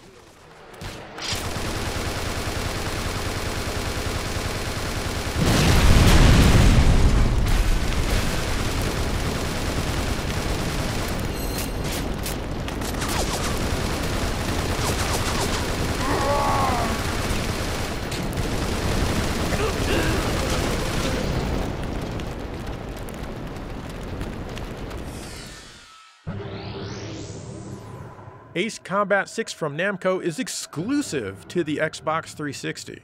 This takes place in a fictional world with fictional countries and military forces, but with real-world jets from the United States of A. There's a story with, characters and stuff, but it's pretty badly acted, and you'll be reaching for that start button to skip these sequences as fast as you can.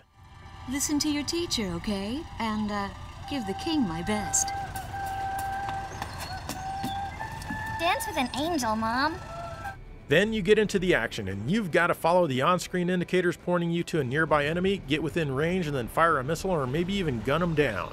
Wash, rinse, and repeat for about 30,000 more times for any given stage. Seriously, could we please have a few thousand less enemies to kill in each area? Sometimes you need to kill specific types of enemies. Most of them exist as tiny little specks on your screen, so you'll need to eyeball your map to find your primary targets. The targets that you need to worry about are always in red, which definitely helps. I like the missions where you slowly fly along the ground with your afterburners blasting, taking out ground targets.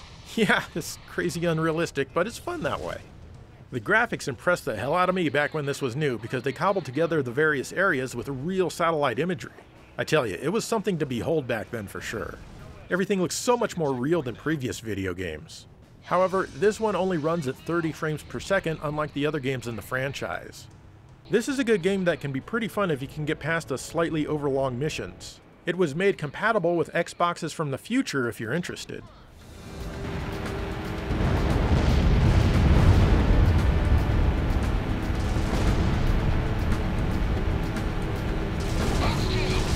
Enemy kill confirmed. Air pressure dropping. Shamrock, Fox 3.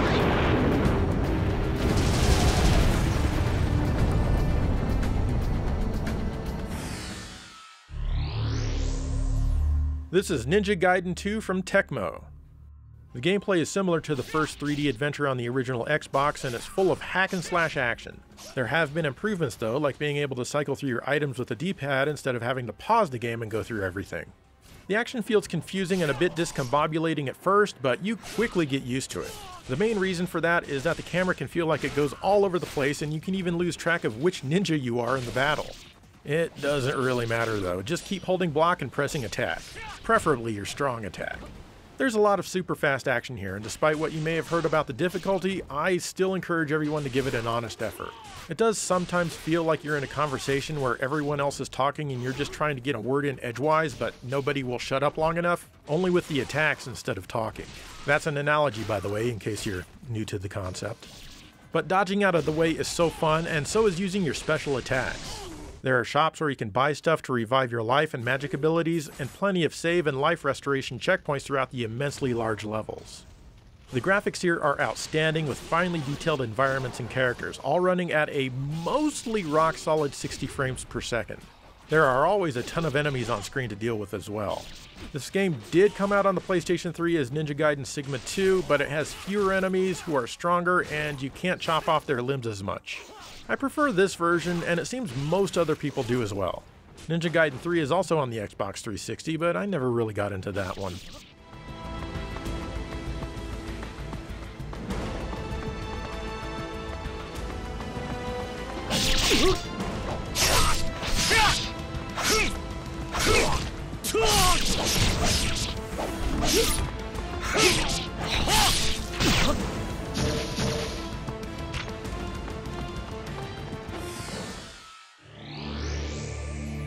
Finally, we have Ninja Blade by From Software. This one came out in 2009.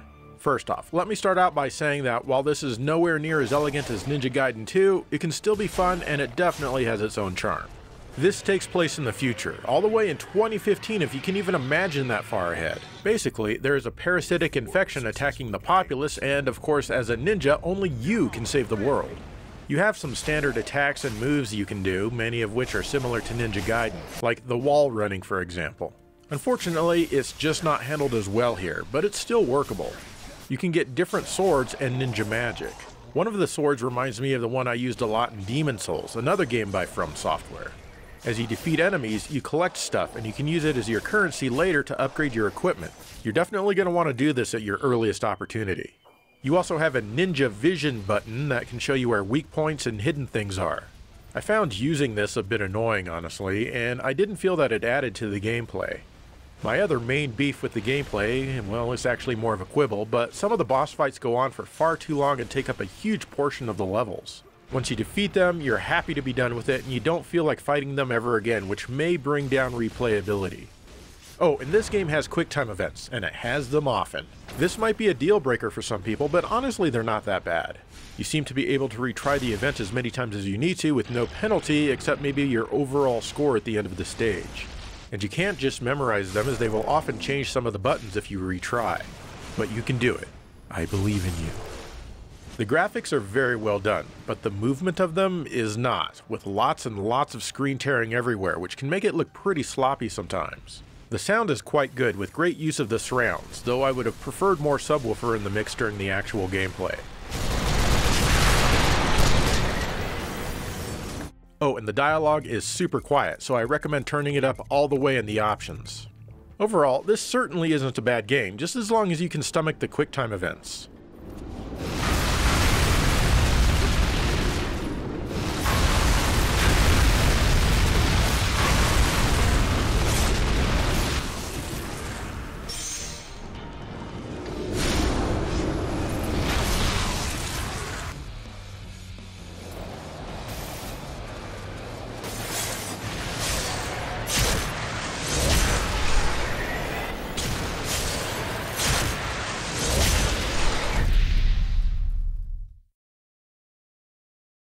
There you go, that was only a handful of noteworthy games for the Xbox 360.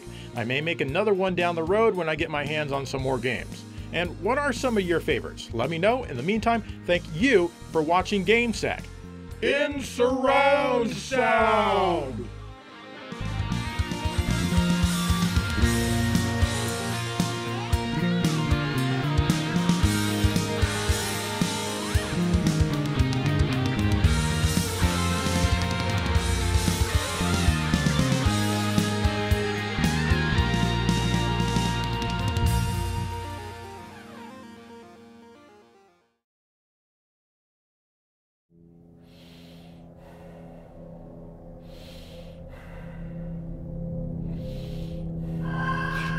I had just woken up. Was I asleep? I seem to remember that I had been playing the highly rated video game called Alan Wake on the celebrated Xbox 360 video game console from the world-renowned company called Microsoft. I heard a noise. This was the second time I had heard it. The first was right as I woke up. I didn't know if I was dreaming or not. I had no choice. I needed to investigate. I felt like it was calling me. Yes, even though it wasn't in English, which is the popular language I'm somewhat proficient in, I could sense that it wanted something from me. But what? I could hear it coming, like the unavoidable claws of death that eventually gets us all. It was near, and suddenly there it was. It was my kitty cat. She wanted treats, and she wanted them now. Once again, I was forced to bow to her dastardly will.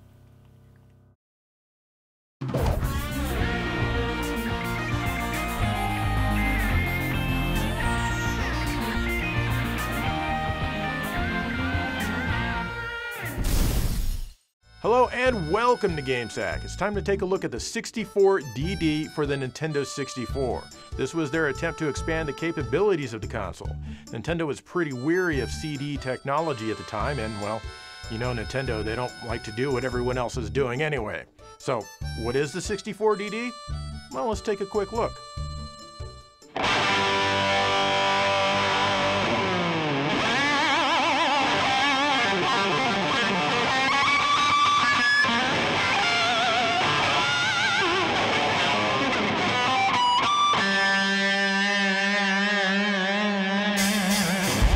The Nintendo 64DD was released only in Japan in December of 1999. It's a disk drive that uses magnetic floppy disks as a storage medium. Each disk can hold 64 megabytes of data. The disks themselves can have up to 38 megabytes of writable space. It attaches to the bottom of the Nintendo 64 and locks into place with 2 thumb screws. You need the 4 megabyte expansion pack in your Nintendo 64 to run the machine. This was included in some bundles. You'll get this screen if you don't have it. The 64DD is not region locked. However, to use any of the cartridges, you'll need a console that can accept Japanese carts.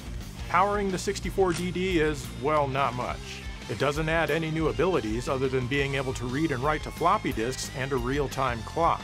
It also has 36 megabits of ROM for a library of fonts and even sound clips to help free up space on the disks. The disk access is quite fast in bursts, quicker than a CD, but it's not ideal for streaming data like video. The RANnet modem cartridge was included in certain bundles, which gives you blazing internet access at 22.8 kilobits per second. The discs themselves come in hard jewel cases, similar to CD cases. There were initially plans for an international release, but those plans were quickly canceled. Overall, the 64DD saw 10 discs released, and the peripheral sold around 15,000 units before it was discontinued a little over a year after it was introduced.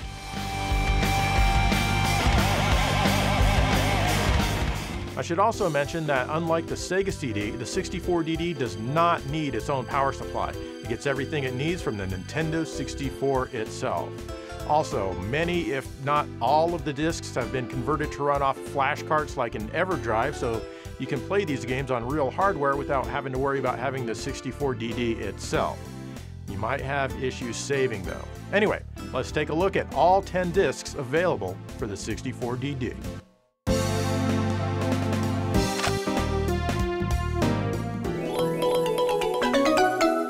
First up, we have the exciting RANnet disc, which comes with the 64DD. This was basically Nintendo's online service back then, and of course it's no longer working for me now, especially with me being based in the United States.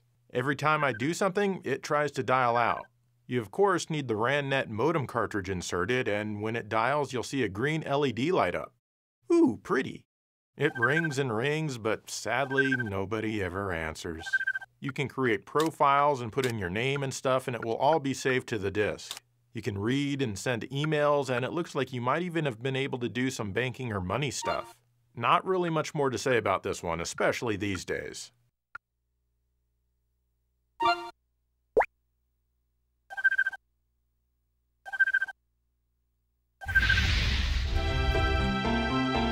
This one is SimCity 64 from HAL Laboratories. Of course, as with all of these games, being entirely in Japanese does not help me play them at all. The green-haired dude fills you in on all the details as you input your name and the name of your city. He goes on to explain the controls of the game and the things that you need to do to grow your city to become successful. The actual gameplay screen is full of different options you can do, none of which I can figure out, unsurprisingly. Fortunately, there's an English translation, so let's try that.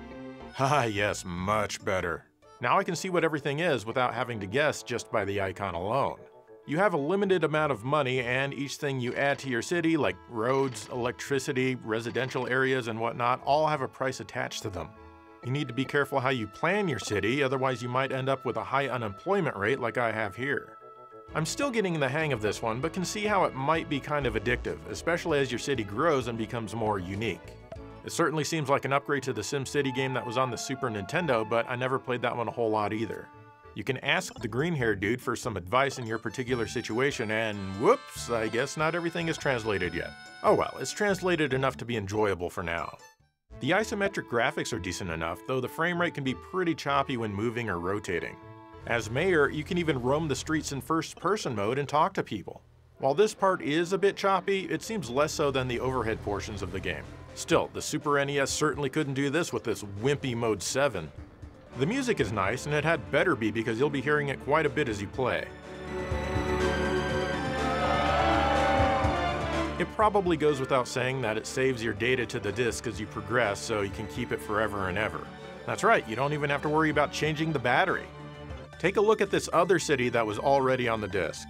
Whoever made this spent a lot of time on it, and wow, is it ever choppy to move around. It might be too much detail for the system to adequately handle because we all know HAL knows what they're doing when it comes to programming. Seriously, they're legit. Overall, this is a fun game with good music that makes great use of the writing abilities of the 64DD, and I just wish it weren't so sluggish.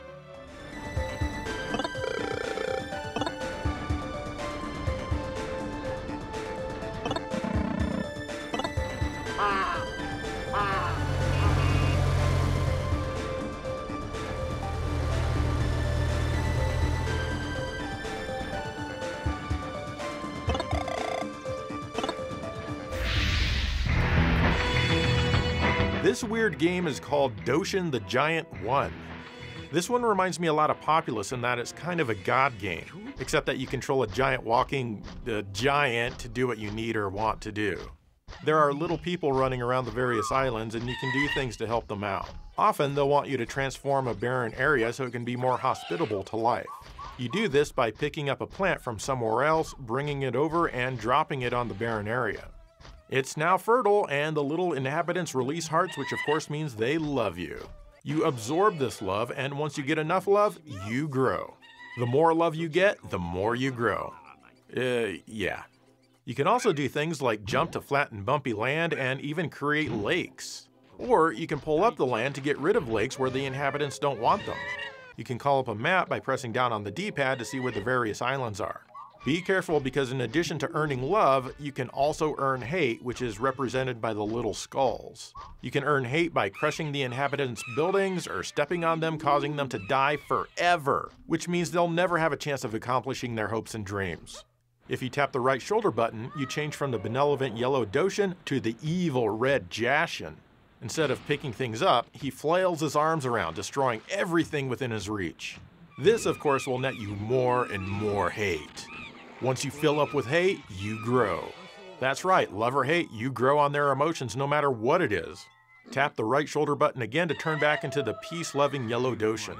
No matter how big you get from either love or hate, you'll reset in size after the day ends and you begin the next. All while you're doing this, this character speaks to you in Japanese, explaining the game and telling you other things. There is actually quite a lot of voice in this game. The controls are fairly easy to figure out. The yellow C buttons control the camera, but they're backwards from what I expect, meaning pressing the left C button rotates the camera the opposite way that I want it to. I could not get used to this. The visuals are pretty typical for the Nintendo 64, if not a little worse. The draw distance isn't very far. This doesn't really affect the gameplay, however. The sound and music are what you'd expect from a typical Nintendo game, though this was only published by them. It was actually developed by an outfit called Param. The Doshin games are the only ones that they ever seem to have made. Overall, this is an enjoyable and unique title. You don't need to know Japanese to play it and figure it out, but it's too bad that this one wasn't released in English. Actually, it did get an English version later on the GameCube, but only in Europe. I like the visual upgrades here, but I find the 64DD version more enjoyable to play. Anyway, give this one a try somehow if you can.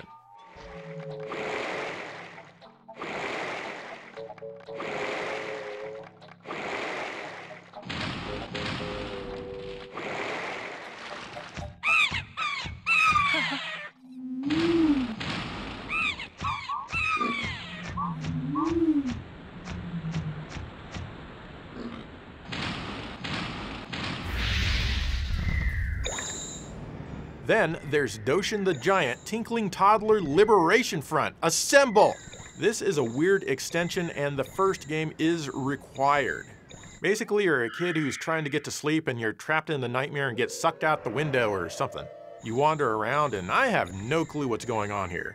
You can tinkle hearts with the Z button, yeah, and you have a heart gauge on the bottom right. I guess maybe that's your bladder, I don't know. Sometimes it wants you to input the disc for the first Doshin game to read your progress from that one. I can't do that because I don't have the disc for the second game. And yeah, it looks like that's not going to happen either. Anyway, I'm playing this one as a ROM that's been converted to run off of an EverDrive. It won't activate the 64DD even if I have the first Doshin game inserted. So there's really not much I can do here. It is kind of an interesting way to extend a game though.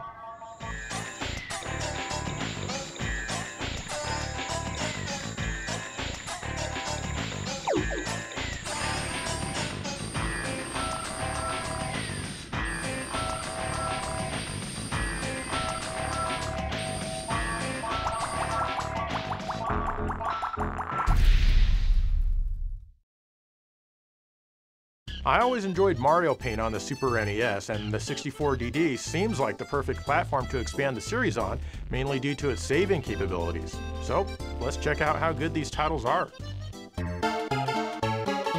There are 4 discs in the Mario Artist series on the 64DD from Nintendo. Mario Artist Paint Studio comes with a mouse which plugs into controller port 2. Mario Artist Talent Studio comes with a cartridge that allows you to plug in an AV source. It even comes with a little microphone to plug into a dedicated microphone jack. Check that out, that's awesome.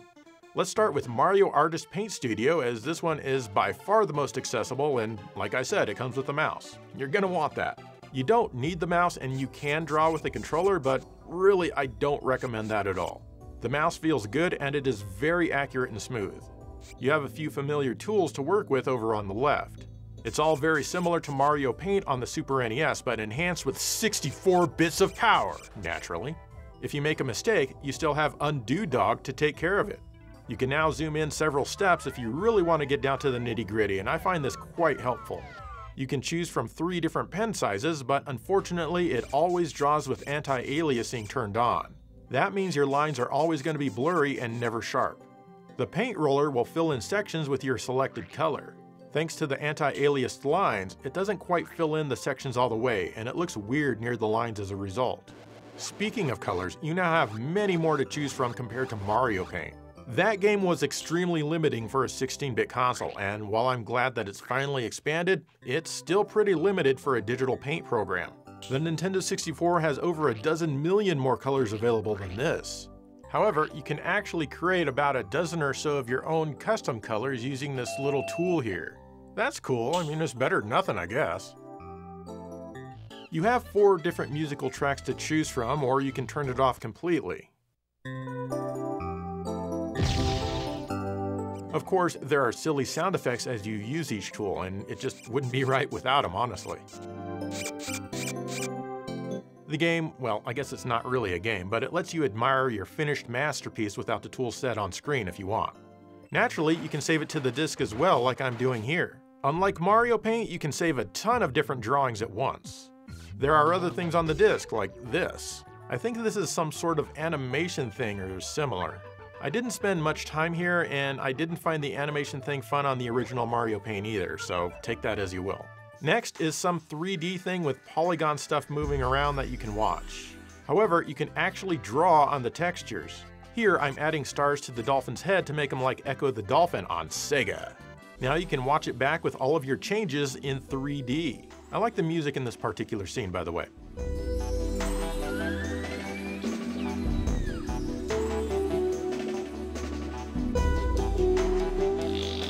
What kind of sucks about this title is there's no fly swatter mode like there was in Mario Paint. Weirdly enough, it was in the prototype of this, but they took it out of the final release. What the hell?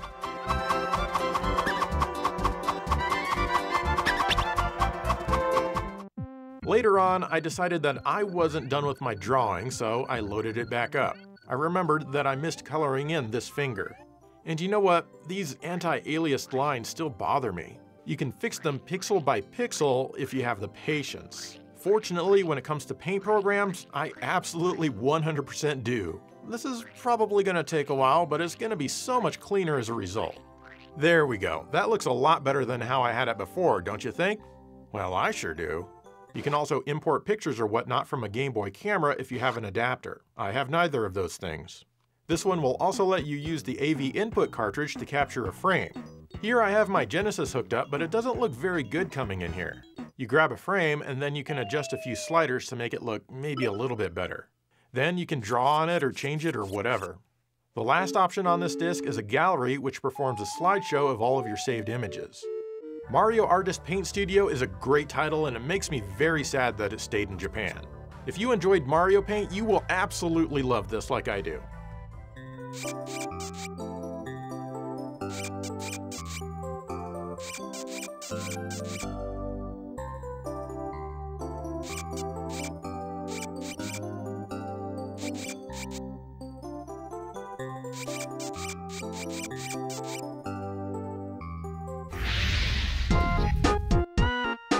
Next is Mario Artist Talent Studio. In this one, you can create your own character. You have your choice of a limited number of head shapes, ears, noses, hairstyles, facial hair, clothes, and all that stuff. You can even draw on your face to put on your own makeup, or hell, maybe even some face tattoos. You can also just randomly generate a character if you'd rather do that. This one allows you to connect the microphone to the AV input cartridge. It will take a short sample of what you say and play it back with the music. Game set. You can also have your character walk around in a talent show type of thing. It'll take a picture of your character at the end. Of course, you can save the picture as well as your character to the disc. And like every other Mario Artist title, is compatible with the mouse, Game Boy camera, and the AV cartridge. Well, except for the next Mario Artist title. Stay tuned. Anyway, I tried hooking up an old standard definition camcorder to the video input jacks to capture my face. This is harder than it looks, trying to get my face centered and not dark as hell. Whoa, look, there's a Nintendo 64 DD as I'm capturing this. The console is seeing itself live, it knows what it looks like. And then I point the camera at the monitor. Whoa! This is honestly the kind of stuff I did back when I got my first camcorder. I tried to take a few pictures, but I wasn't very happy. Eventually the cartridge did not like the video coming from the camera, even though the camera itself was fine. So I tried a different camera, the exact same camera I used to shoot the very first episode of GameSack, in fact. Okay, I finally got a decent enough picture. Now it can be mapped so that it fits a polygonal character, or at least kinda. Not perfect, but not awful. GameSack. Gotta make sure to save this. Now my actual face can be on my character as he goes around and does silly things. That's pretty cool. I tried to load him into the animation studio that's also on this disc to see if I could do anything with it, but it wouldn't let me. Not sure why. In the movie portion of this disc, I was also unable to load my character. But at least I can walk on that sweet runway. Despite not being able to figure everything out, I had a lot of fun with this one.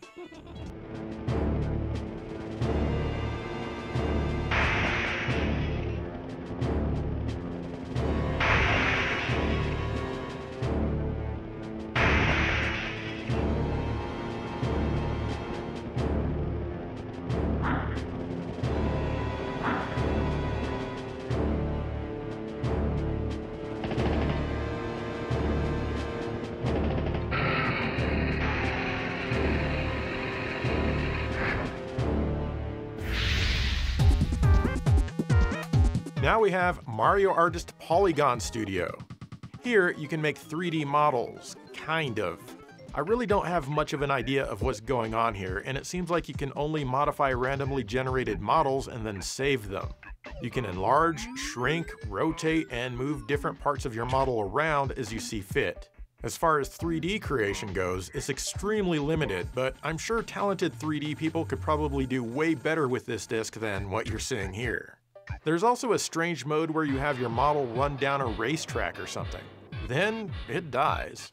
Lastly, there's a gallery to view all of your saved models. This is the only Mario Artist disc that doesn't seem to use the AV cartridge. This one didn't offer me much at all. Even the music sucks. You can't change it or turn it off unless I missed something somewhere.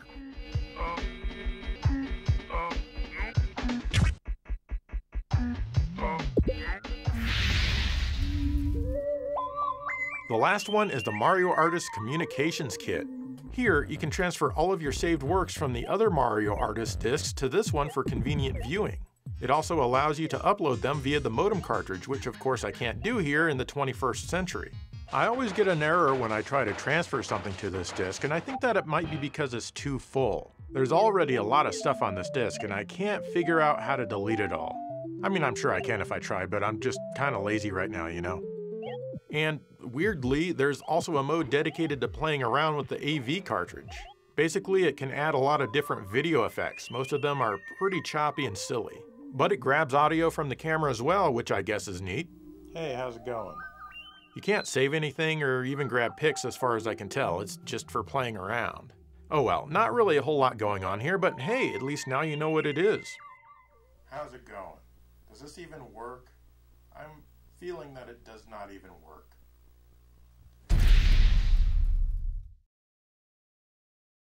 You know, it really is too bad that the Nintendo 64 mouse only works with those 4 Mario Artist titles. Well, actually, I take that back. It does work with a Japan-only game called Desaimon 3D. This is a shooter where you can design your own ships and stages. In the edit mode, the mouse is fully functional while plugged into port 2 as it was designed to be. This game was originally being designed for the 64DD, but as the platform failed, it was reworked to a cartridge and then finally released. In fact, make sure you don't have a disc in the 64DD when you boot this game up, or it'll get upset. And this is what it tells you. The shooter gameplay, of course, still requires that you use a regular controller. The mouse itself basically emulates the analog stick and buttons A and B, so you can kinda sorta play any game if you plug it into control port 1. But as you can see, this is easier said than done. Anyway, I've got a couple of cool games left to show you, so let's finish this up. Here's Japan Pro Tour Golf 64 from Media Factory and Sega. This is probably the rarest game for the 64DD. Like, recently sold for over $5,000 rare. What is it with golf games being so expensive? Neo Turf Masters on the Neo Geo goes for even more than that. So anyway, what do you get for your money? Well, you get a surprisingly decent golf game that's really not bad at all. But it's definitely a bit weird at first.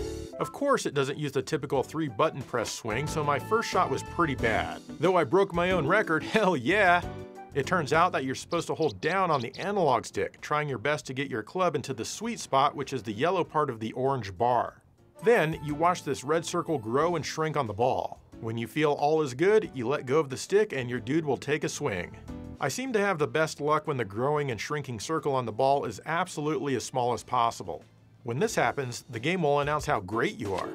Good shot! Why, thank you. Everything else is fairly self-explanatory if you've played a golf video game before. After your first few holes, you'll be doing pretty well. My biggest complaint about this one is that you can't play alone. You're always with someone else, even if they're computer controlled. And yes, you have to sit through their shots, which can be dreadful in the tournament mode since there are so many other players. Fortunately, if you hold down the button, you can speed through their shot, so it's not as bad as it could be. Hell, you can even speed through your own shots after you hit the ball. Speaking of the tournament mode, here you choose from many different Japanese pro golfers.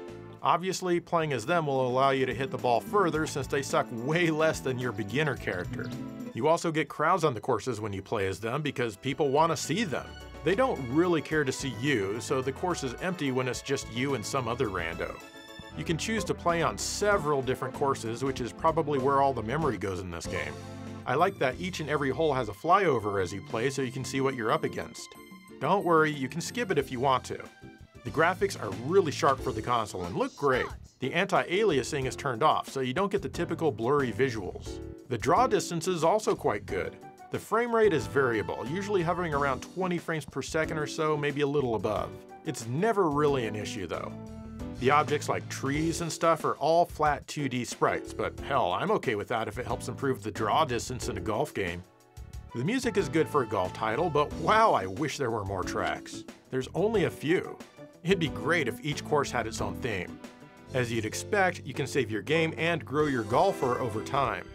Overall, this is a good game of video golf, but I recommend that you run it first before plopping down the $5 grand. Good shot!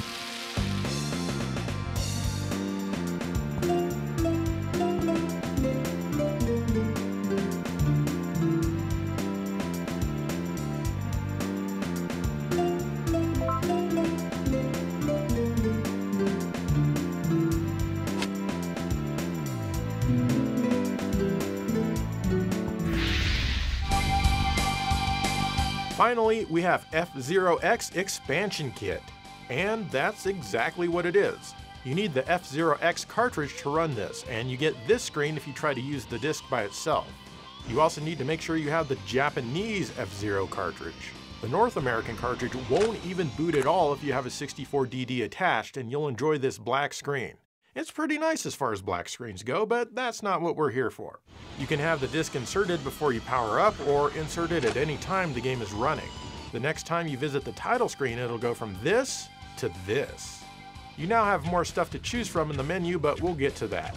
First, I just want to point out how awesome F-Zero X is. It's an excellent futuristic death sled racing game. It usually runs at 60 frames per second and it doesn't often drop. It's one of the few Nintendo 64 games that can even boast approaching this frame rate. Not only that, but the music is excellent with real sounding guitars and stuff. Sadly, on the original F-Zero X release, all of the music is in mono as they wanted it to fit on a cartridge and keep that cartridge at 16 megabytes. Though they could have used a larger cartridge if they really wanted to. They didn't, mainly because they knew the 64DD expansion would come out not long after. Anyway, here in the 64DD version, the music as you race is now in stereo. As a result, it sounds much better and more present.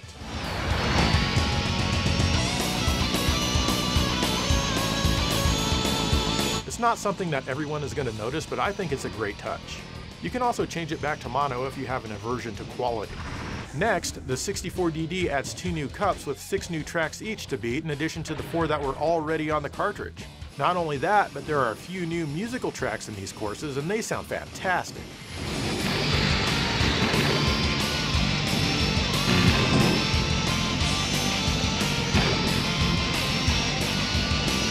These new courses certainly aren't easy, but they're definitely a lot of fun. You'll spend a lot of time with them for sure. Another new thing is the track editor. This can be overwhelming at first, but you can design the tracks in any way you want using the various menus and tools. You can even choose what music you want to play as you race. Provided that it's F-Zero X music, of course. You can't, put on some Sammy Hagar or Debbie Gibson or whatever. This is very similar to the tool that the designers used to make all of the tracks in F-Zero X. I mean, that's what it says on the back of the case anyway. See, right here. So as you can imagine, this tool set is quite powerful. Sadly, it doesn't use the mouse. You can also test out your track during the editing process to make sure it's what you want. What I'm showing you here is my first attempt, and it's barely scratching the surface of what you can do. Be sure to save and then register your track. The disc can save at least 100 user-created tracks. You can also design your own vehicle. This isn't as robust, but it's still cool. I tried to make mine look like a Captain Falcon version of one of those 70s Battlestar Galactica ships. What do you think? Did I succeed? Yeah. Once again, be sure to save it and register it. All of the many menus in these creative modes are completely in Japanese, so it helps to use a guide or your phone to translate them. There is actually an English translation of this that you can run on an EverDrive. Oh wow, it's great seeing what all the different menus are. The only problem here is that it won't save, and that is a big caveat. I imagine you can probably save using this on an emulator though. But even if you can't, at least you can learn what the menus do. The last new thing on the menu is the Edit Cup. As you've probably figured out, this is where you race on your created tracks, and you can even use your created vehicles if you want. Hell, you can even use your created vehicles in the normal game. If you can't come in first place on your own track using your own vehicle, what kind of human being are you, really? This whole disc can basically be thought of as DLC. Part of me wished that Sega would have used a Sega CD in a similar fashion, extending the use of cartridge games with new music, levels, and FMV cutscenes. It may have gotten less flack for having so many games that were basically cartridge games with CD music. I don't know, what do you think? Either way, this is a must-have if you have a 64DD and a Japanese copy of F-Zero X. It's one of the best games on the console, so I don't see why you wouldn't have it if you have the peripheral. I'm so glad that I finally got to mess with this.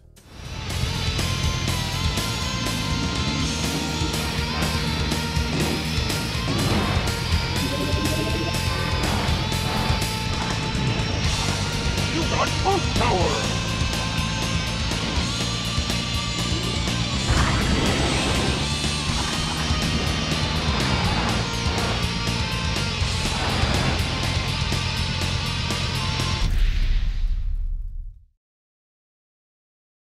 And there you go, the Nintendo 64 DD. It's an interesting concept for sure, but it failed hard and it failed fast. That's right, even quicker than the Virtual Boy. And since so few were made, it sells for well over $1,000 these days, and I don't think that price is ever going to come down, so you might as well just emulate it or run the games off of an EverDrive. Still, it was really cool to use this device. And what do you guys think of the Nintendo 64 DD? Let me know. In the meantime, thank you for watching GameSack.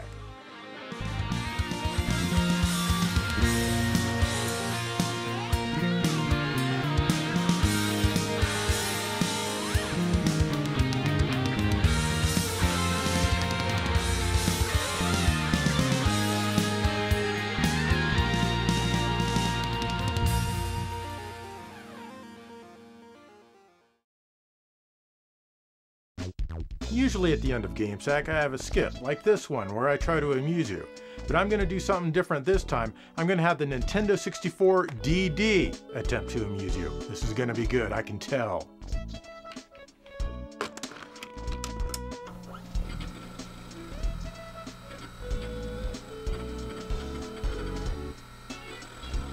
There we go. Hi, Nintendo 64 Joe, how you doing? GameSack. Yeah, that's right. This is GameSack. GameSack. Uh-huh, this is the end skit. We're supposed to amuse the audience. GameSack. Yeah, you're not too bright, are you, Nintendo 64 Joe? Hey, Nintendo 64 Joe, I've got a joke for you. What did the Nintendo 64 see on the other side of the road? GameSack. No, not GameSack. It couldn't see the other side of the road because there was too much fog.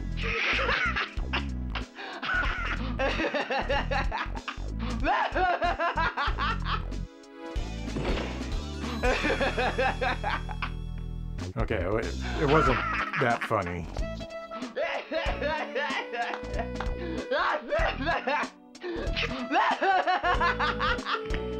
Screw this.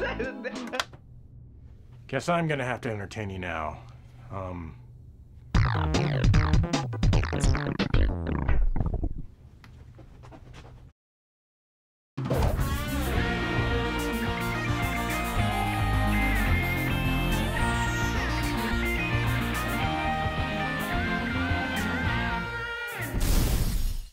Hello and welcome to GameSack. Back in the day, I really didn't pay much attention to the Game Boy Color. Kind of just thought of it as a system that played regular Game Boy games but added some frivolous color, you know, kind of like the Super Game Boy did. Boy, was I wrong. It turns out it's actually a system unto itself. Check it out. The Nintendo Game Boy Color. Introduced at the end of 1998, the Game Boy Color is the follow-up to Nintendo's incredibly successful Game Boy. It's backwards compatible with every Game Boy game and plays them with fake colors added on its non-backlit screen. Many Game Boy Color games were just regular Game Boy games with special color modes added when played on Game Boy Color hardware, and thus worked on both models. There were also many Game Boy Color games that were exclusive to the system and could not be physically inserted into an older Game Boy handheld. The Game Boy Color uses the same sharp CPU running at 4.19 MHz as the original Game Boy, as well as the same screen resolution and sound capabilities, but it has more RAM and 32,768 colors to choose from, with a maximum of 56 of them on screen at any time. The Game Boy Color ended up selling just under 120 million units worldwide, with 916 color games officially released.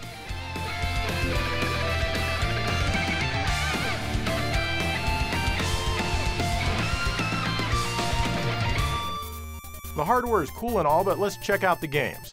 And for this episode, I'm going to focus mostly on original Game Boy Color software, meaning games that don't have a dual mode that's backwards compatible with the original Game Boy. Mostly. First up is, well, what else? Mario. Let's start with Super Mario Bros. Deluxe. It came to the Game Boy Color courtesy of, let me see here. Oh, Nintendo. This is basically just Super Mario Bros. 1 on the Game Boy Color, but really cropped in since the system has less screen resolution than an NES. It reminds me of playing a Master System game that's been converted to run on the Game Gear, which Sega did a lot. Anyway, now you can look up or down by holding the D-pad that way when you're standing still. It also adds an overworld map that's similar to the later games and lets you save. There's other little things in here, like being able to link up for multiplayer action, a challenge mode, and extra stages based on the Japanese version of Super Mario 2. Best of all though, it's compatible with the Game Boy printer. Does the PlayStation 5 have a printer? Yeah, I didn't think so.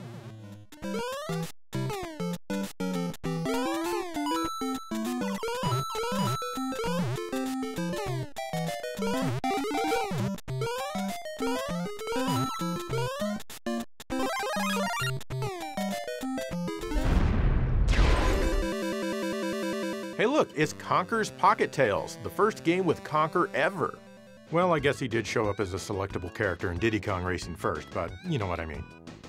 This one's pretty funny because he's your typical cute mascot instead of the crude and rude character he'd be in his other games.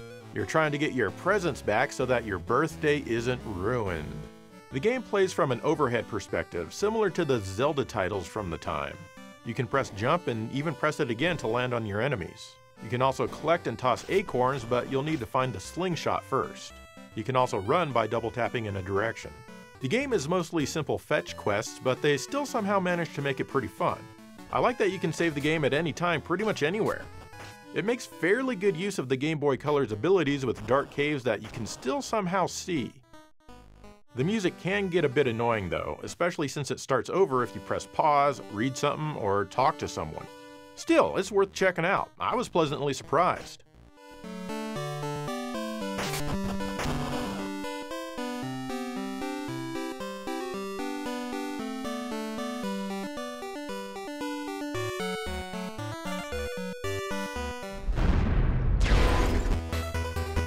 Here's Return of the Ninja from Natsume. That's right, this is in the Shadow of the Ninja series. Like that one and also Ninja Gaiden Shadow on the regular Game Boy, this is an action game. You can play as one of two different ninjas, though they both mostly play the same way through the same stages. The action here is pretty good. You can jump and attack. You also have some ninja magic with the select button. The game can be pretty tough in many areas as it's simple to get hit if you're not careful. Fortunately, you have a life bar, though it's not very big. You can collect rice balls to help you refill it and also things to let you use your ninja magic again. This game has a good kind of challenge, as you always want to try again, and it lets you try as many times as you want. You gotta make it through each stage using only one life though. The graphics are excellent with lots of gradients in the sky and plenty of detail. It really takes advantage of the system having color. The sound and music are also excellent. It uses stereo effects almost 100% of the time you're playing, and not a lot of Game Boy Color games or even regular Game Boy games go beyond the boring old mono sound, so it's nice to hear that here. This is definitely a worthy follow-up.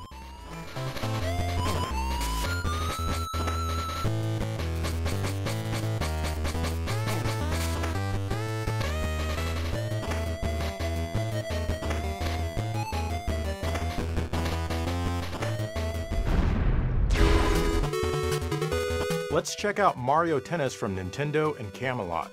Wanna play tennis as Mario? Well, you can go straight to hell because he's not here. Well, that is unless you unlock him in the story mode. That's right, there's a story mode, which is a pseudo-RPG where you need to level up your skills playing tennis matches.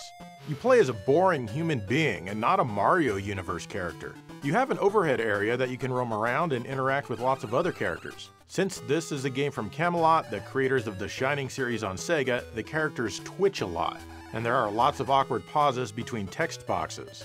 It's just what Camelot does. They love twitchy characters. The tennis itself isn't bad, and it's pretty easy to control for the most part. It is a bit tough to aim the ball at first when your character's weak though. Still, it's pretty fun and it's a lighthearted sports adventure. Of course, you can bypass all of this and just play tennis, but then you can't unlock all of the characters.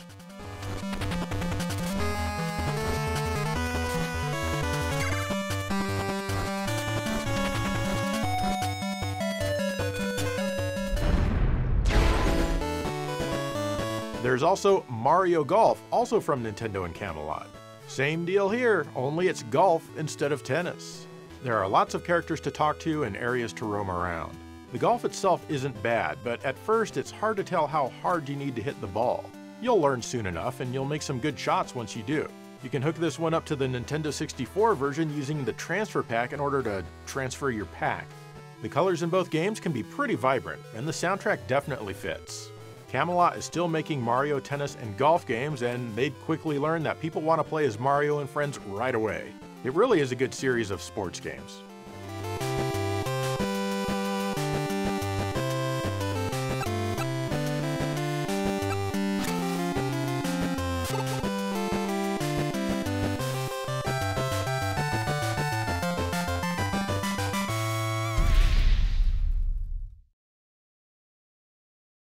There are some games for the color that I had some high hopes for, basically just based on previous iterations in the same franchise, like this next one. Here's Chase HQ Secret Police from Metro 3D. Man, this is one secret I wish they would have kept to themselves. You start out by choosing 3 different police officers, each with their own vehicle. Then you have a map where the suspect is moving around, and you need to intercept them. If you do, you'll enter the driving mode. Here, it's kind of like the original Chase HQ games where you need to damage the enemy car until it breaks down. But you don't have to drive through an entire stage to catch up to them, they're there right away. You can even shoot them, but your ammo is limited. You also have 3 turbos that you can use. You battle until you run out of gas or the enemy is crippled. If you run out of gas, then it's up to the other 2 cars to get the criminal. This is not easy as they can be very fast. Not only that, but the music will destroy you. It's a neat idea, but sadly it just didn't work out very well for this one.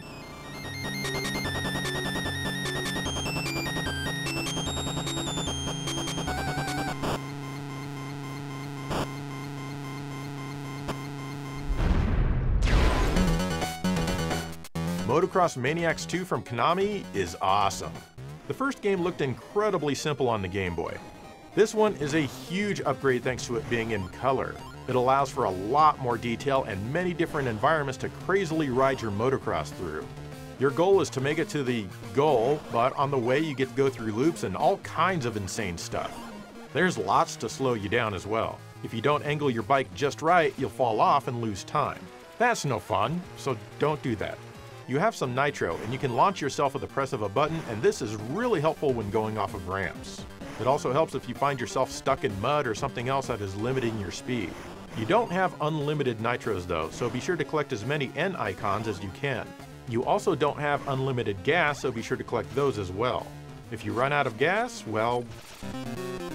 I already praised the graphics, which totally deserve it, but the music here is super cool too. It's also much better than the first game. It'll take you a while to master your technique, and as you can see, I haven't quite done that yet. But you'll have tons of fun as you do, and it encourages you to keep trying, and you won't mind.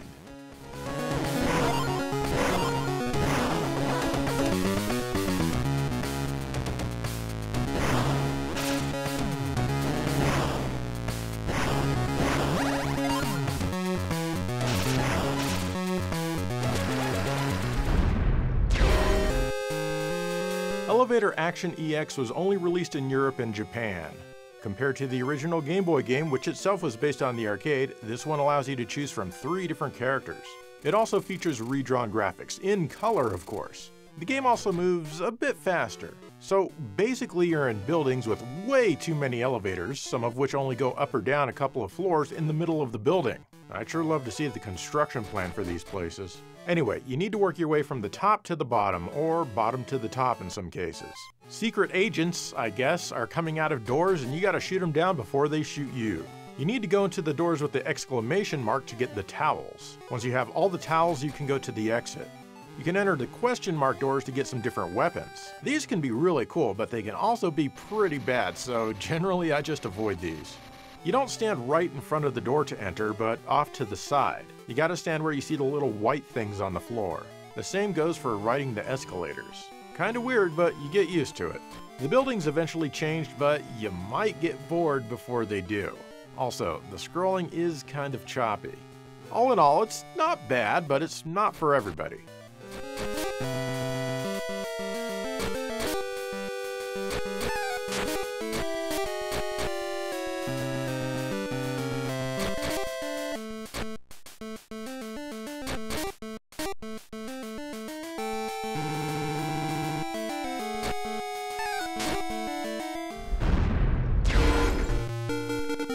The Legend of Zelda Oracle of Ages and The Legend of Zelda Oracle of Seasons were released on the very same day.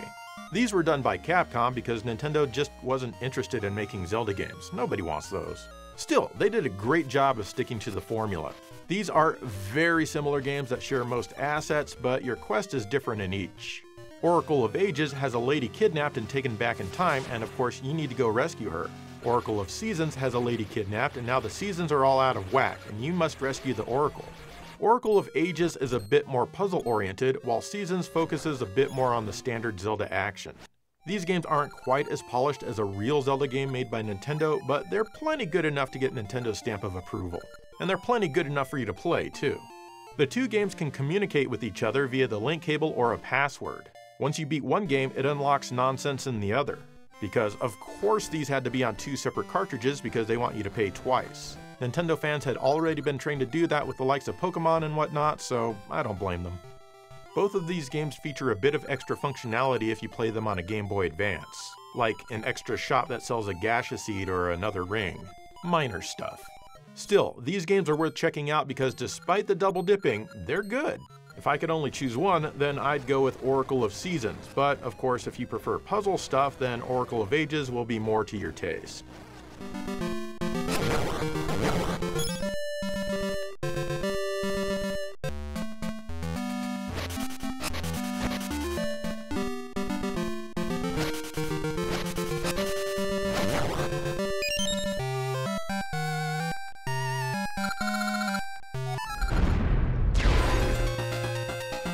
Amazingly, there's even a port of Street Fighter Alpha on the Game Boy Color. Unsurprisingly, you have two attack buttons, a punch and a kick. Believe it or not though, the control works rather well here. I had no issue pulling off any of my special moves. They really did quite well, all things considered. The gameplay feels great, much better than it has any right to. The graphics also aren't bad with good animation. Sure, many frames and motions aren't here and the characters are small, but come on, this is the Game Boy Color. Some of the stages even have a bit of animation in the backgrounds. The stages and music themes are each shared among a couple of different characters each. The music is also pretty good. Not amazing, but it certainly could be a lot worse. Each character has a unique ending, but it's basically just text and their profile picture. Probably the worst thing I can say about this one is that the characters all only have 3 colors each, and one of those colors is always black. The same development studio, Team Crawfish, would go on to port Street Fighter Alpha 3 to the Game Boy Advance. Definitely a good fighting game to play on the go. Sadly, there isn't a 2-player link function.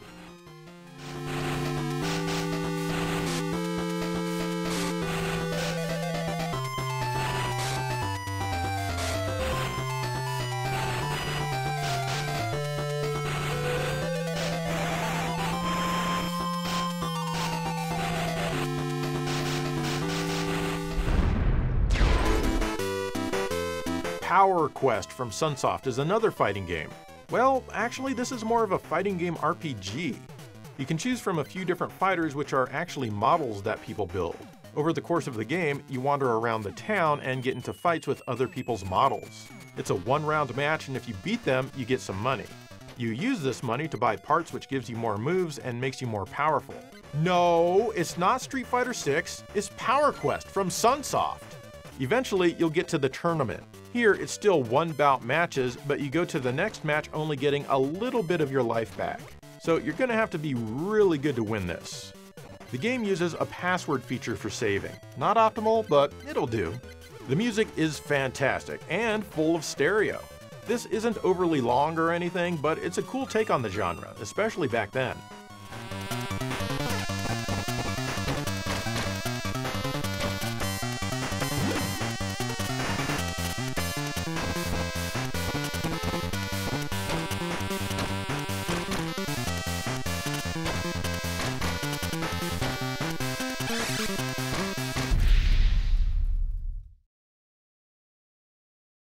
Okay, now what's the very first game that you think of when you think of Game Boy Color? No, not that one. Try again. No, not that one either. No, just here you go. When you think of the Game Boy Color, you think of Duke Nukem. Duke Nukem 2D, that is, the way he was before his 3D adventure. This one plays similar to his first 2 games. You're wandering around very large levels collecting things and killing enemies. You can collect orbs, multipliers, and best of all, the letters to spell your own name. You can also get new and better weapons, but naturally they have limited ammo, so enjoy them while you can. You also need to collect key cards to get past certain electrical barriers of the same color. You can't match colored key cards on the regular Game Boy, now can ya? Duke can also grab onto ledges, which he'll often need to do. It's very easy to get hit and take damage in this one, as enemies sometimes take a while to die, and they're even a threat after they explode until they completely disappear. You can also take quite a bit of damage from falling, so be sure to grab onto a ladder if you can before you hit the ground. There's a lot of digitized sound effects in here, which is really cool for a Game Boy Color game. The control is pretty floaty, and the music kind of drones on and on, but the game still keeps my interest up. Definitely check this one out.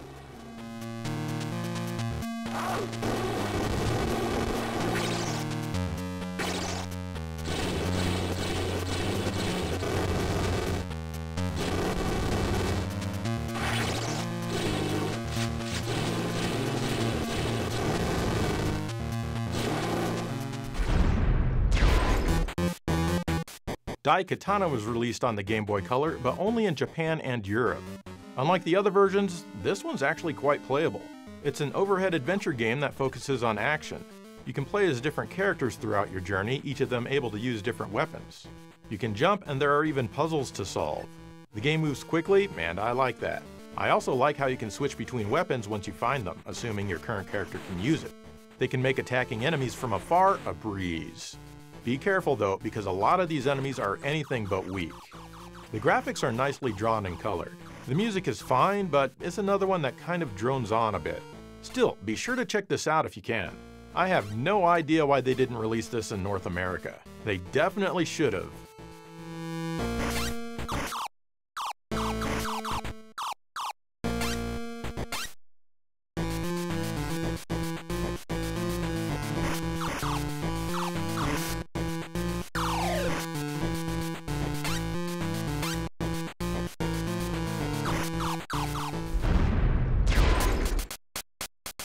Here's Bionic Commando Elite Forces from Capcom.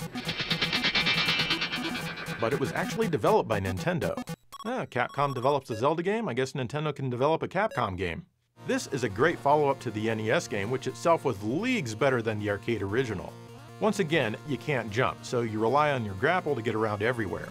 It honestly feels very natural here, especially after you've been playing the game for a few minutes. Your mind starts to work differently when it comes to figuring out how to navigate the levels, and it doesn't feel limiting at all. You start out with a few segments already on your life bar.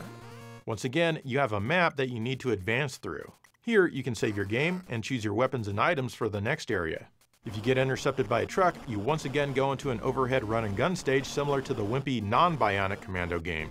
These are fun, but they're also really short. Naturally, each side view area has a boss fight, and it's fun figuring out their patterns and giving them the beatdown with your bionic abilities. The visuals are all pretty good, though most of the stages do have a similar look. The music isn't bad, and there are even lots of voices. Weapon decoded. Nintendo did a good job with this one.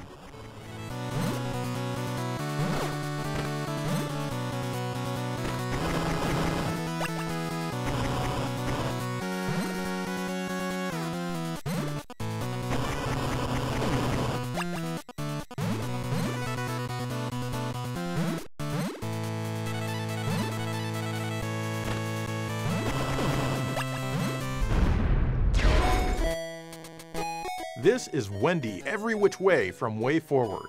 You play as Wendy, the good little witch, which I'm not old enough to remember, and I'm old. For no reason at all, you open a treasure chest and green gems come out. Now you need to collect the green gems. Not a great setup for the game, but who cares? It's the gameplay that matters. And the gameplay here is pretty good. You ever play Metal Storm on the NES? Because that is just like this, and this is just like that. You can jump and switch gravity at any time and walk on the ceiling, and also switch back. You'll be switching back and forth and back and forth and back and forth to get through these levels. All you need to do is make it to the end and grab the gem. Along the way, you'll grab stars which fill up your life bar. You definitely want these. They also increase your firepower's range. If you take a hit, your shot's range becomes narrower. I suggest never getting hit at all, but hey, you do you. Sometimes enemies or stage hazards will be affected by switching gravity, and they'll also switch. Each stage has 3 gems that you need to get. Then you play a bonus stage which is similar to a horizontal shooter. Not quite as exciting though. If you play this on a Game Boy Advance, Advance World opens up right from the title screen. This is a new world that the Game Boy Color is just too pathetic and weak to be able to play. I mean, just look at all of this Game Boy Advance power! I think the Game Boy Color could probably do this. I think they locked this away from you just because they could. Unfortunately, that means the game is only 4 worlds long, and a password is provided for each and every level. The graphics tend to be fairly good. Like Metal Storm, this features overlapping parallax scrolling on a system which technically shouldn't be able to do this. I definitely appreciate the effort that WayForward put in to have the game do this effect. On the audio side of things, the sound of music can be extremely painful to your ears. This one is enjoyable, it's just too bad a fifth of the game is held hostage unless you buy Nintendo's brand new portable. Oh wait, it's not brand new anymore. Silly me.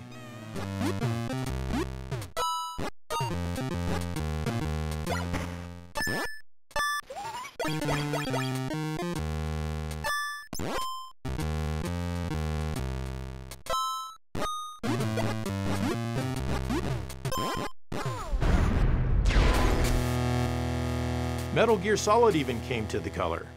Despite sharing the same name, this isn't a port of the PlayStation game. In fact, this one is basically an alternate version. The original game is still taking place 7 years prior to this one. It plays from an overhead perspective, very reminiscent of the first 2 games. Naturally, the gameplay is essentially the same as those. Get items, equip them, use them, etc., etc. As usual, you'll find a gas mask to help you survive rooms with poison gas in them. And what about those invisible infrared beams? Does Snake use his smokes? Goodness no, now he has foggers for that purpose. Foggers! I like how you can see the fog emanating from Snake's hand when he has it equipped. In this one, you can crawl on your stomach by pressing start. That's pretty exciting. You can also flatten yourself against a wall and scooch along, or even knock it to distract an enemy if you'd like, just like the real Metal Gear Solid. Weirdly, this one is divided up into stages. They just end once you get to a certain point, and then the game tells you what a horrible human being you are for not being super awesome at the game. There are 13 of these stages, and they can get rather long. At one point, you're supposed to find an enemy wearing a red hat with long blonde hair. Can't do that on the wimpy regular Game Boy. That's right, Color opens up a whole new world. The graphics fit the game like a glove, especially if you played either of the first 2 games. The music can be good at times too. This is definitely a standout title for the portable.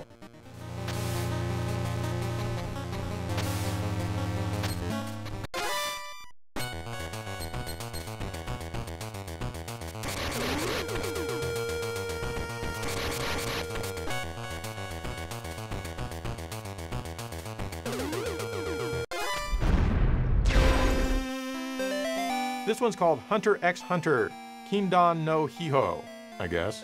This is based on an existing IP, as you can probably tell by the drawings and all of the text. But the meat of the game is an action RPG, and it sure looks a lot like Castlevania, doesn't it?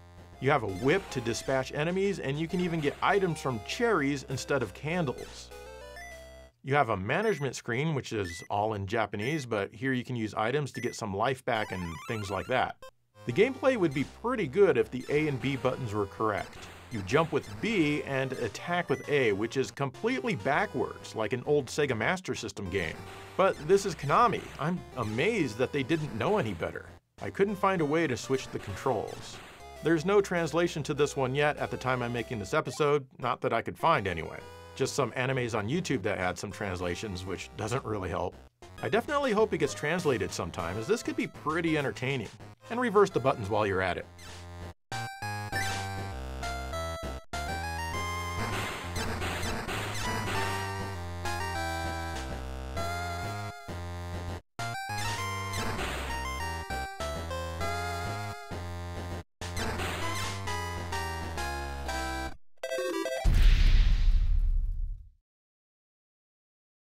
Hey, remember me?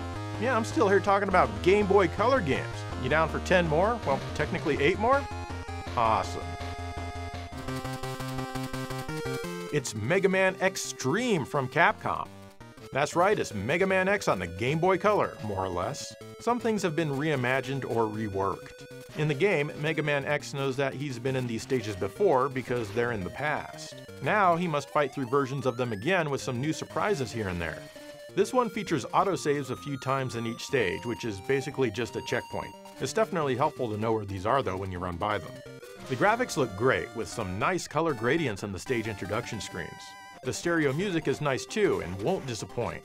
If you enjoy Mega Man X, no doubt you'll get a kick out of this. It'll also work on a regular Game Boy.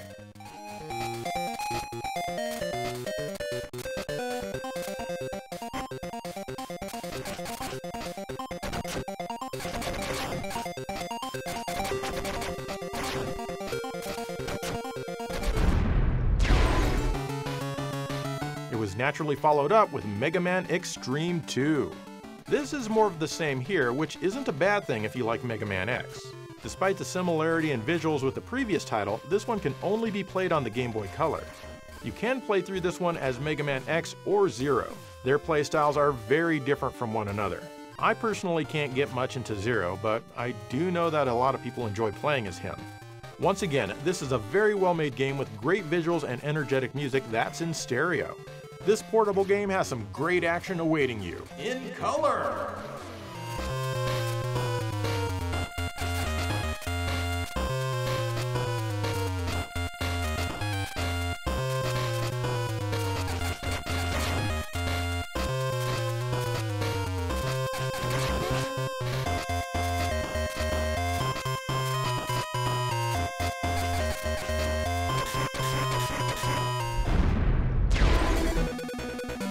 I loved Cruisin' Exotica in the arcade and even on the Nintendo 64, so I've got to check it out here. It's gonna be great. Well, the graphics are impressive for the Game Boy Color on a technical level. Unfortunately, not much else is impressive. The control is very slow and floaty, which doesn't exactly make for an exciting racing experience. Still, the game grows on you a tiny bit the more you play it. There are tons of tracks to race on, even Mars here. You can double tap the accelerator to gain a teeny bit more speed for an extremely short amount of time. The audio is generally pretty bad and you'll probably want to turn this one down a bit. This could be worse, of course it could be better too, but I had to check it out.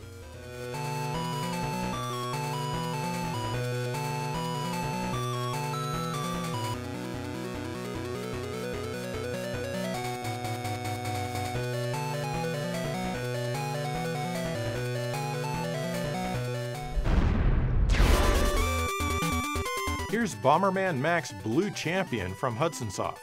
This is mostly a regular Bomberman game, but they have a story with it, which I of course skipped. Drop your bombs to destroy the enemies and other obstacles. But watch out for your own bomb blast, which gets longer and longer the more you power it up. Touching enemies is also instant death. In some stages, you need to rescue a thing called a Cherubomb, and you need to collect them all. That sounds familiar. As a Bomberman game, it's fine. It's good actually, but, you know, it's a little unspectacular.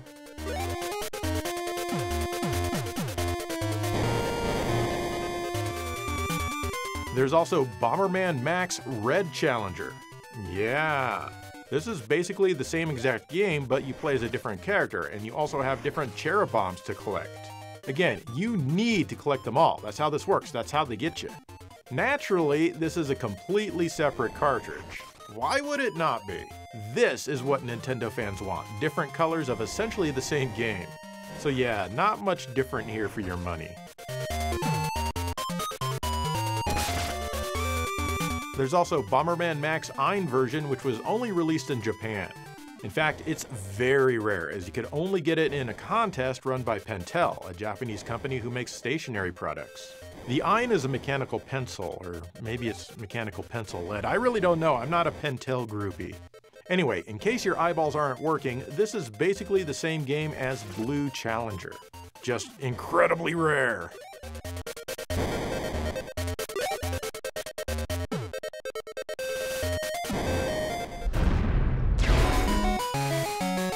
Or how about Bomberman Quest from Hudson Soft? That's right, it's a Bomberman action RPG, if you consider Bomberman part of the action genre. I don't know, is it? Anyway, your shuttle full of monsters that you've captured crash lands on an unknown planet. The monsters have all escaped, and now you need to recapture them and find your engines. The battles are fought Bomberman style, and both you and the enemy have a life bar. You also have a town where you can do a few things. In one building, you can increase the power of your bombs and other items with additional items that you've collected by defeating enemies. You can equip different items to the B and the A buttons in a manner of your choosing. This is a cute game, that's a good idea. I just wish Bomberman would move a little faster. Seriously, pick up the pace, little guy. If you're a fan of Bomberman and also like RPGs that aren't overly complex, then this one's a no-brainer. While this one also works on the regular Game Boy, it's still my favorite Bomberman game on the Color.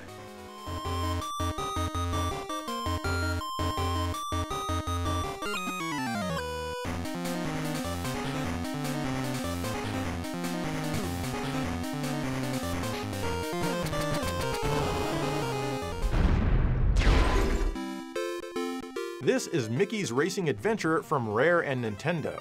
This is basically kind of a light racing RPG of sorts. Pete's gang has taken all of your stuff, and you'll need to beat his cronies at races to get it all back. Okay. You guide a giant Mickey around town, and you need to find pennies and Disney dollars. The pennies let you ride the train to the place where you'll do your racing. The train ride itself is a sliding block puzzle where you need to make sure the train goes over all of the red dots, which will explode the exit open, otherwise you can't get there. Fun! Once there, you need to make sure you have enough credits to get into the race, and you'll get more credits if you win. The racing itself isn't entirely dissimilar from Rare's RC Pro-Am, if you recall that. Wrenches on the track will give you a speed boost. You can upgrade your car's power or even buy new ones with Disney dollars, and you'll need to do this as soon as you can. You can even buy magic effects which act as items during a race. Watch out for Pete's cronies wandering around. If you bump into one, you'll drop a Disney dollar. You can also let other characters take over, and they have their own set of races to win. Not all characters are available right away. You need to get to a certain point in the game for them to show up. The graphics aren't bad at all. The music is good and even in stereo, but there are no sound effects at all during the races. This is a cool game, and while it isn't perfect, it is fun.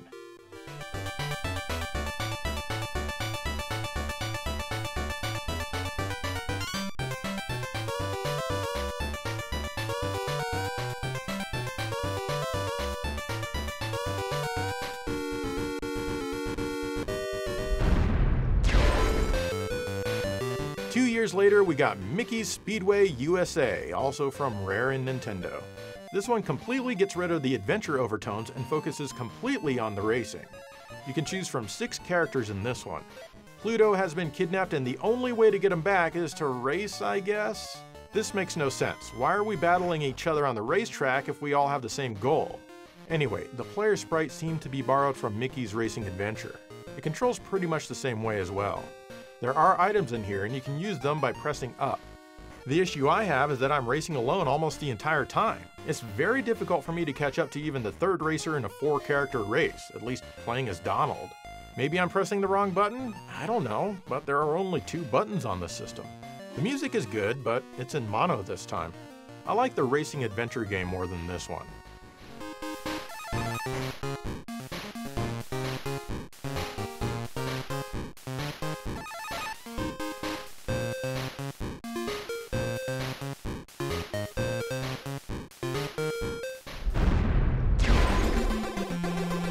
You can't have an episode about the Game Boy Color and not mention Shantae from Way Forward. Did you think I was gonna forget? It's okay, I forgot a ton of other games. This adventure platformer was released at the end of the system's life, right around when the Game Boy Advance came out. You play as a half-genie named Shantae who attacks with her purple hair. She's after a steam engine that was stolen by the pirate Risky Boots. If you've played any game in the series, then you know what to expect. You explore Scuttletown in a third-person view and enter shops and the like. You can buy stuff to help you out, heal yourself, save the game, earn money in the rhythm dancing game, and get info from the people in the town. The action is pretty good, but the controls feel a little slow. This is probably because this isn't the first game I played in the series and I'm too used to the newer games. The stage design, of course, isn't quite as good as the later entries either. Now, don't get me wrong, this is a fantastic game here. You've got some backtracking to do, and that makes this game a Metroidvania. Sorry, but those are the rules and there's nothing you can do about it. Metroidvania. Since this game was released when the Game Boy Advance came out, they included some things that you can only get if you play it on a Game Boy Advance. First and foremost, the game is substantially brighter. This was done because it was felt that the game looked too dark on the Game Boy Advance's screen, whereas it wasn't really an issue on the Game Boy Color's screen. There's also a dance to transform into a Tinkerbat that you can only do while playing on the Game Boy Advance. But supposedly you're not missing much by not having this dance. Regardless of how you play it, the visuals are among the best on the system. There's really cool looking transitions from day to night and back every couple of minutes. The music is extremely fitting and in full stereo. Jake Kaufman rarely disappoints. I mean, he sometimes does. Nah, I'm just kidding, Jake. Anyway, the music really helps you get into the game. It's too bad they made so few copies of this game when it was released all those years ago, but there are many other ways to play this one these days. And I highly suggest that you do.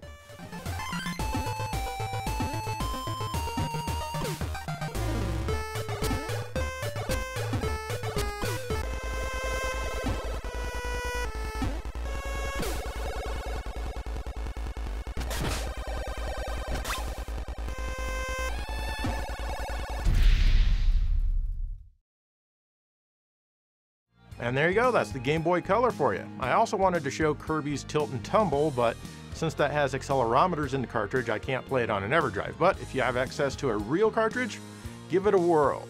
And yeah, I know I didn't show any Pokemon games, but I'm not really into Pokemon, so you probably don't really want to hear me talk about it, otherwise everyone's just going to be grumpy. Anyway, what's your favorite Game Boy Color game? Let me know. In the meantime, thank you for watching GameSack.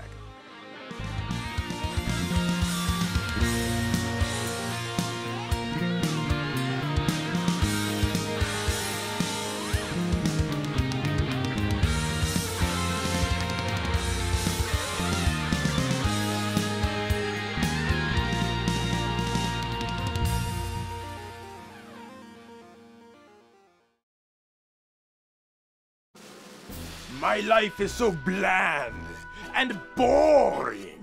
What you need is some color. Color? What is color? The Game Boy Color. Whoa! Now this is intense. Now you can play video games in color for the first time ever. And now I am in color too, like that movie, Pleasantville. That movie sucks compared to the mighty Game Boy Color! Leave it to Nintendo to innovate video games once again! Don't be a worthless human being, get the Game Boy Color today! It's really the only way your life has value!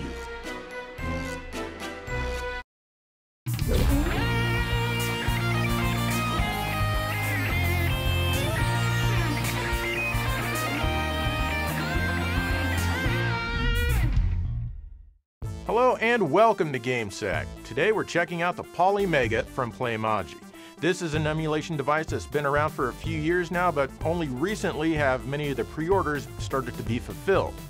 Basically, it's a standalone unit that can play CD games for several different platforms, and you can also buy individual modules to attach to it that'll play your cartridge games and will let you use your original controllers if you like. The base unit costs $550 on its own, and each module costs $80.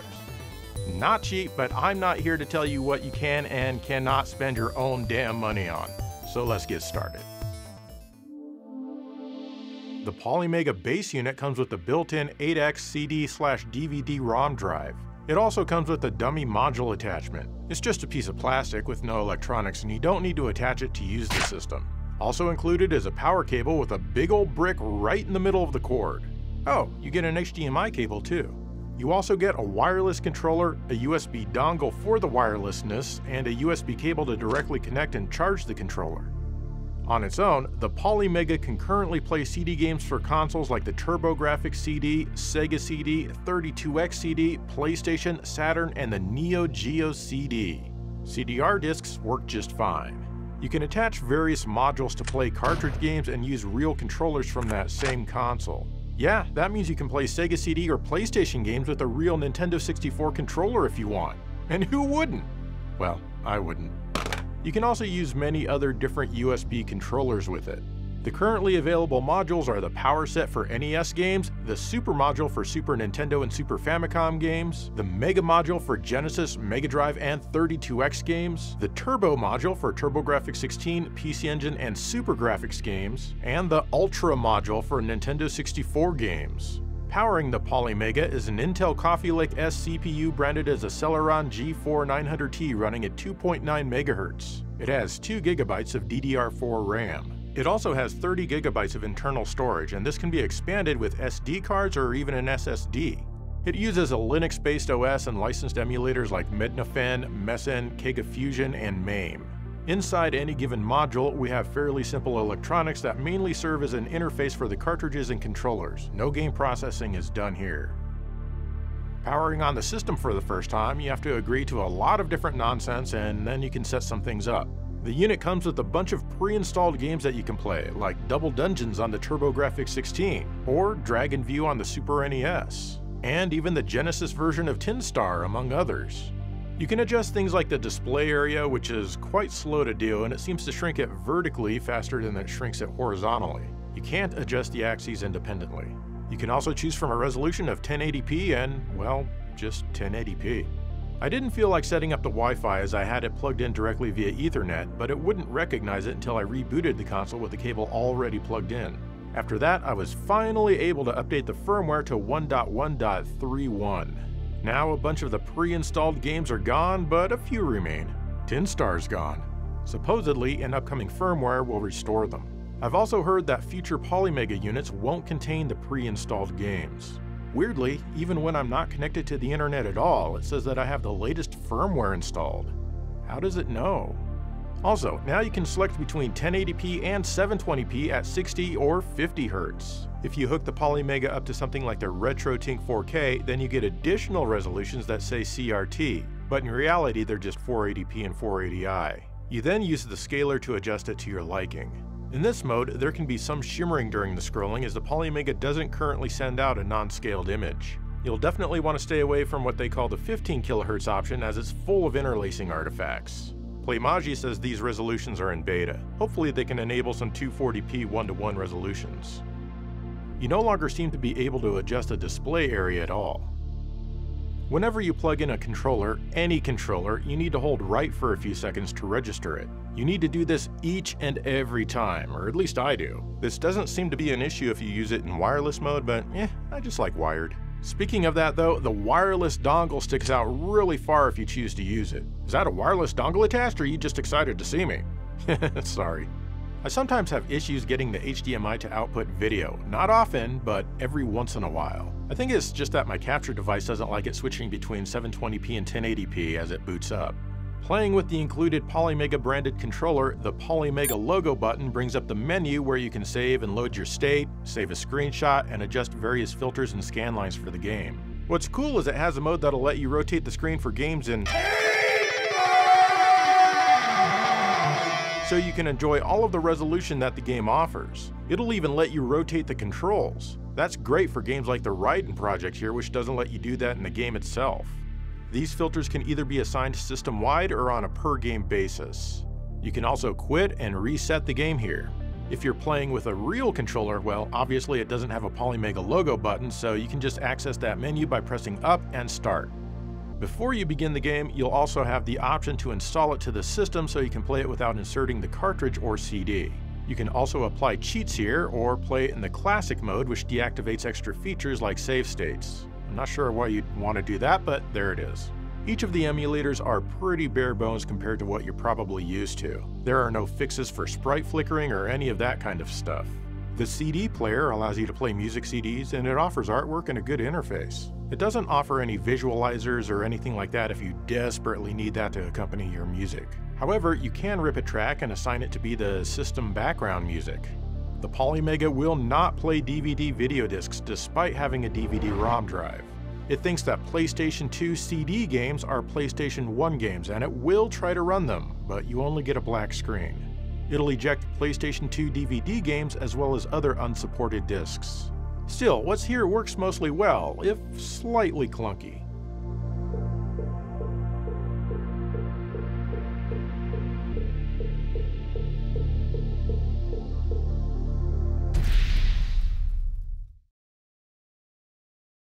So that's basically how the Polymega works. Now let's get into how it plays the games from all of the different consoles. And it can play games from, I think, 13 different consoles, technically.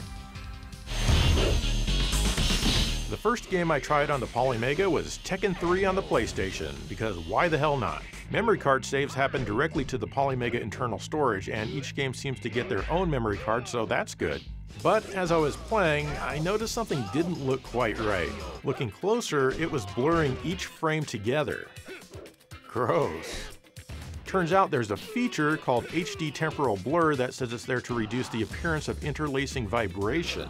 Tekken 3 runs in interlaced mode, so okay, I'm still gonna turn that crap off. Okay, it looks better now. At least I think so. What do you think? But get this, with this feature on, it even blurs non-interlaced games like Castlevania Symphony of the Night. Look at that. Who would want this? So I turned it off and that is much nicer. But why does it affect all content when it says it's just for interlaced stuff? Really, the jitter isn't super awful or anything on interlaced games. So even there, the drawback of blurry motion outweighs the benefit of less jitter, at least in my opinion. It's not like the temporal blur feature is on the cutting edge of deinterlacing technology. Now the Polymega comes with a DualShock controller that feels very similar to the PlayStation 4 controller. I tried Ridge Racer 4 here to see how the analog works. And it doesn't, but the rumble is definitely rumbling. Turns out I have to enable the analog in the in-game menu. And it works well enough, I suppose. But what's this? That's right, the HD temporal blur is back on. Why? Well, because I had power cycled the Polymega since I last turned that feature off, and the setting doesn't stick for who knows whatever reason. There's also an audio delay that varies between about 4 and 7 frames.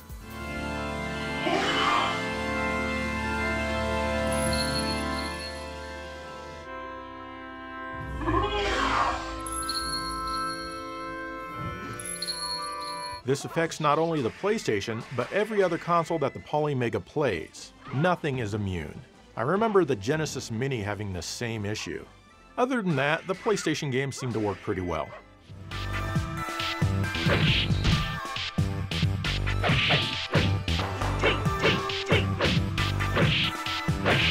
Fight! 1. Next, I tried some Saturn games. The controls feel a bit laggy here. In fact, I lost the very first round against Lau. I didn't even know that was possible because he's like the easiest opponent ever. Also, you have the same story here with the HD temporal blur. I'll just turn that off? Okay, that's better. I wonder if the game would play with less lag in the classic mode, which lacks the save states and all that stuff. And holy hell, the HD temporal blur is back on! Playmaji really wants you to use that HD temporal blur. Anyway, I did do a little better in the classic mode, but maybe I just got used to it. I can't really tell for sure. Oh, and yes, for Saturn games, HD temporal blur will even blur non-interlaced games and 2D games like X-Men vs. Street Fighter here. Oh, and by the way, games that need the 4MB RAM card run just fine.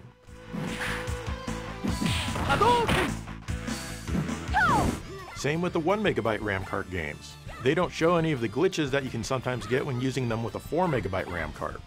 King of Fighters 95 and Ultraman, however, will crash the Polymega because they require a ROM cart that can't be accessed. Next, I tried Sega Ages Outrun because I've heard that this can have a few issues with certain Saturns. But it seems to run peachy keen here, even with analog steering, gas, and brakes. Of course, you have to turn the analog on for each game, and I suggest you do it at the beginning as the game needs to reset, at least the Saturn ones do. Next, I tried out Power Slave to test out those analog controls. The analog movement is great, and even strafing left and right is all analog-y.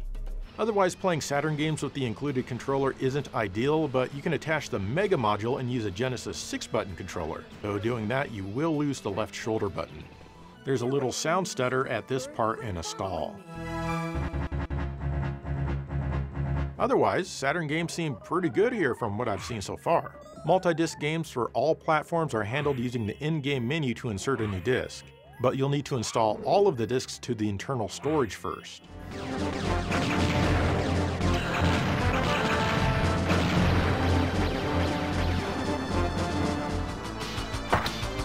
Neo Geo CD games can also be played. They seem to work pretty well, all things considered. You don't have to worry about HD temporal blur here, as that only affects PlayStation and Saturn games. and the loading is generally faster than a Neo Geo CD unit. For example, in Kabuki Clash, the loading times weren't disruptive at all. I have one Neo Geo CD game that wasn't recognized by the Polymega, and that's Xeno Crisis, which is only a couple of years old. Anyway, I input the name and started it up. The game seems to run perfectly fine without a hitch. The standalone Polymega can also run TurboGrafx / PC Engine CD games and Sega CD games, but I'll talk about those more with their respective cartridge modules.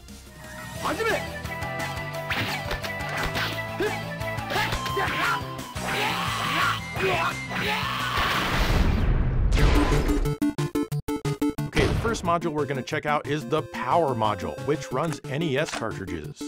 But first, let's take a look at the included controller. Overall, it's not too bad. I really love the angle of the B and A buttons. I don't like that they put the select and start buttons so high near the top though, but that's a very minor complaint on this one. The cartridges fit pretty snugly into the connector, but not worryingly so. Most games I checked out seem to run just fine. They look and sound great, though of course it's still affected by that 4 to 7 frame or so sound delay. Again, every game is going to have that. There are no extra features like increasing the sprite limit or reducing slowdown. The module will not accept Famicom cartridges, but they'll work fine if you have an adapter. Expansion audio works, at least for the Konami VR6 here. But there are a lot of different Famicom expansion audio chips, and I couldn't tell you if they all work. How about the indie release from a couple of years back, Montezuma's Revenge? Well, it doesn't work at all. Or Nyx, the Paradox Relic? Nope. Or Yeah Yeah Beavis 2? Nope, definitely not. How about a translated repro of the Famicom game Sweet Home? Sadly, it doesn't work. And of course, the EverDrive doesn't work at all. The Polymega can't access cartridges directly, only copy data from them, so EverDrives and other flash carts just can't work. Nor can the Famicom Disk System if you manage to hook one up. Other than that, I find that this is a pretty good module that will work well for your NES games.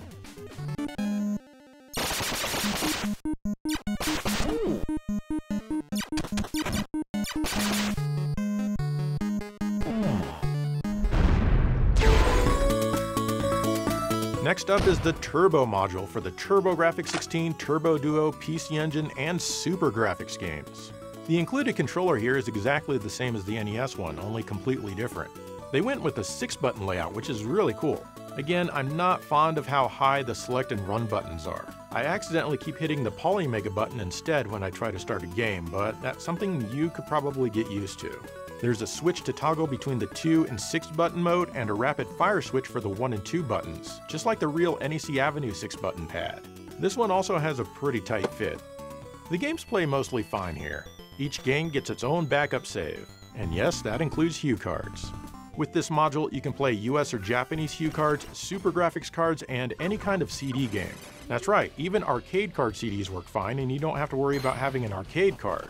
I do have some issues with things here though. First of all, you can't press run and select simultaneously to reset a game, even if you're using a real controller. Why not? You can only reset a game by going through the Polymega menu, which is very clunky compared to the usual run and select. Next, sometimes the buttons will misrepresent themselves. For example, sometimes button 2 falsely registers as button 1, so instead of attacking, I'll jump. It also kept dropping bombs without me pressing the bomb button in Sapphire here. Unplugging and reinserting the controller made it stop, at least for a little while. A few minutes later, I was playing Gate of Thunder, and it would occasionally switch weapons on me. Next, we only get the RGB color values for the visuals and not the correct composite color values. That means the colors aren't quite right, and you can't see the full gradient in the sky here correctly. Yes, there is a filter overlay that they call composite that you can apply, but it's just something they slap on top of the RGB colors and it doesn't give you the correct colors. If you must play Sherlock Holmes, then you should know that the video is not in sync with the audio. The video runs too slowly, and eventually it'll get very out of sync. Installing the game to the internal storage doesn't fix this. The people and places to whom I will now introduce you will help us to collect the facts. There's also a bit of a discrepancy in the balancing of the different channels of sound, like the voices, the sound effects, and the music. Listen to this example from Gate of Thunder compared to a real console.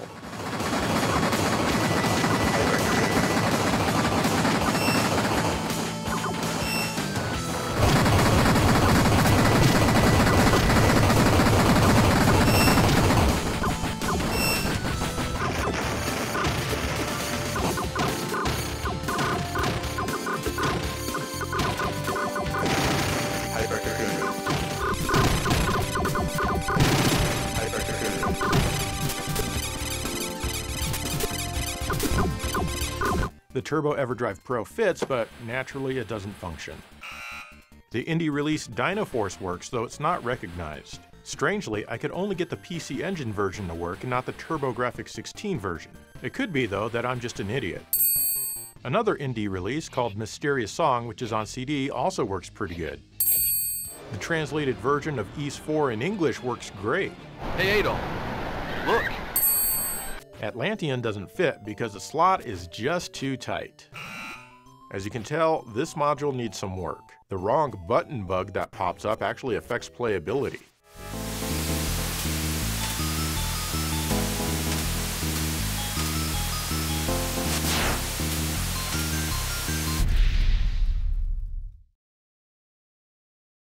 Alright, now we get into the module that covers the Sega games, and there's kind of a lot to talk about compared to most of the other modules. Okay, here we are with the Mega module. Firstly, the controller felt odd when I first held it, but it's fine when you actually start playing games with it. Once again, I wish the Start and Polymega buttons had their positions swapped. There's also a tiny mode button on the right shoulder. Oh, and speaking of the mode button, you'll need to use it with certain games as they glitch out with the 6-button controller. Hold the mode button while inserting and registering the controller and you'll be good. Check out my sweet-ass video about the mode button to see which games are affected by this. The D-pad feels less glassy than the other Polymega controllers, and I like this. The grip on the cartridges is extra super tight on this module. It doesn't make me feel like it's handling my 30-plus-year-old cartridges with care. However, it will accept the slightly bigger Japanese Sunsoft cartridges. Next, the controller can be really wonky, moving around the menu and pressing buttons on its own. It doesn't matter if I use Polymega's controller or a real Genesis controller. At first, I found playing games interesting. I'd be playing along normally when suddenly, for no reason, the game would speed up and play at high speed before reverting back to normal speed. It just kept doing this. It definitely made for an interesting challenge when this would happen without notice. Eventually, I used my big, gigantic, huge brain to figure out that this would happen when I held down the right direction on the D-pad for more than 2 seconds or so. What the hell? I unplugged the controller and reinserted it, and it fixed the issue.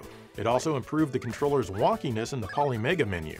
The games themselves work fine aside from that fast-forwarding thing that happened. Sonic & Knuckles is recognized no matter which cartridge you have attached to it, and Virtua Racing with the SVP chip works fine.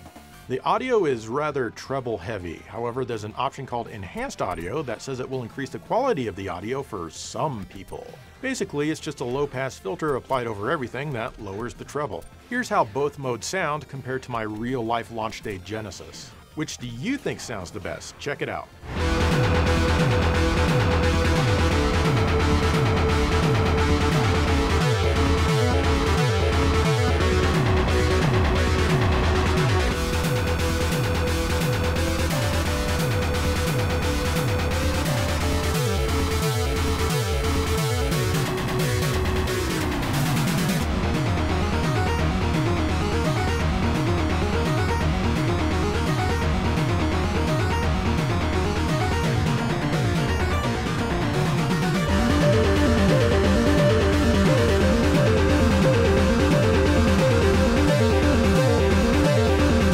So yeah, I think I prefer the enhanced audio enabled in my case. It's nice that the option is there. Fortunately, the setting seems to stick. Hellfire's music plays at the correct speed and not too slow like it does on a Model 2 Genesis.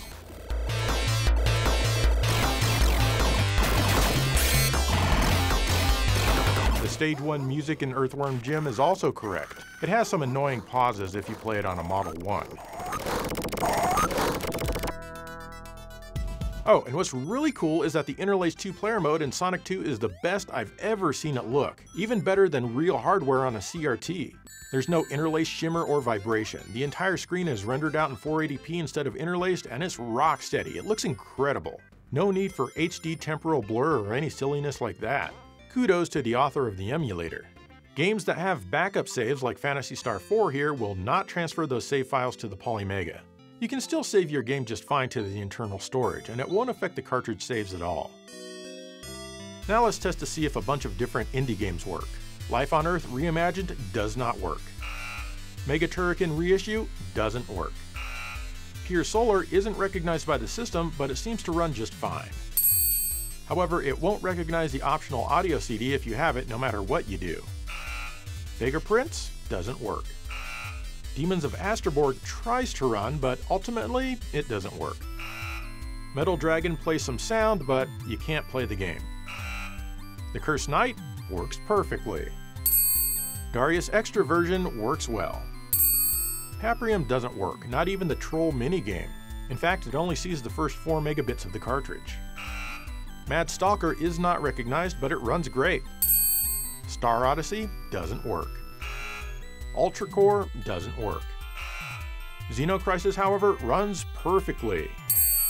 Naturally, EverDrives or the Mega SD will not work at all.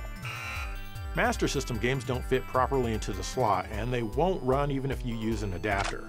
That's pretty unfortunate. The Polymega sees that a game is there, but it won't run it. 32X games all seem to run fine. I didn't run into any issues in particular with 32X cartridge games. They just seem to work. Now onto the Sega CD. Some games run a bit too fast, like Batman Returns here. This one remains mostly playable though, at least in the early parts of the game because yeah, that's right, the controls will eventually get wonky again on you. I was not expecting that. Anyway, Cliffhanger was impossible before, but is extra impossible now. As you can see by this awesome side-by-side shot compared to a real system, it's noticeably faster.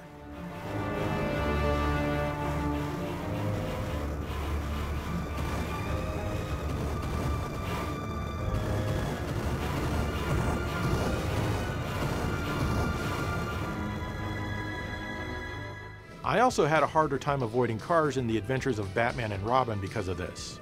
My feeble brain was just not fast enough to respond to the increased speed. However, games from Core Design like Battle Core and Soulstar are perfectly fine. Same with Thunderstrike. 32X CDs can also play. The video in Scottie Pippen here can be jumpy or weird. Wanna play Fahrenheit? Well, you're gonna have to play the 32X CD version no matter what, but you'll still need both discs installed on the internal storage. That's because there's no way to turn off the 32X in the emulator, and the 32X version requires the Sega CD version to be inserted first. The Sega CD version of this game has superior audio compared to the 32X one. Really though, the only winning move is not to play this game at all. When it comes down to it, I think this module probably needs some work.